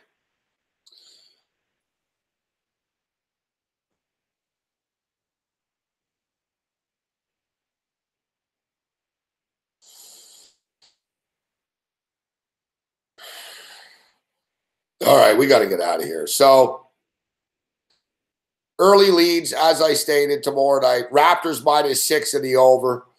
It's 6.5, but I'll buy a half a point. Raptors -6 and over 215. Milwaukee Bucks money line +125 and over 197.5. Pelicans +6.5/7 over 214. We'll be on tomorrow night before the Pelican game. We'll break it down. And then NHL hockey tomorrow night will be on during the Vegas Kings game. And like I said, the way shit's going, the Capitals probably lose again tomorrow. Fuck. I think Winnipeg gets back on track. And the way things are going, Vegas probably beat the Kings tomorrow. Tune into the radio show at 4 o'clock, Fantasy Sports Radio Network. Make sure to watch all the SPR content throughout the day and all the videos.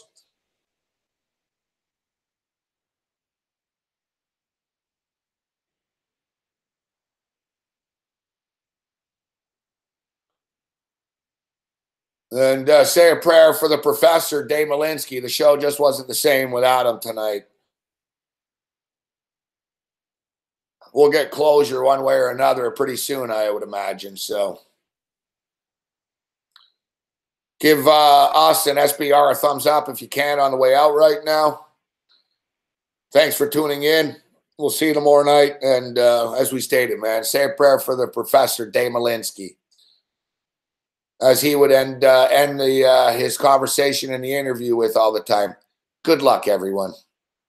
Other than that, you're on your own. Later.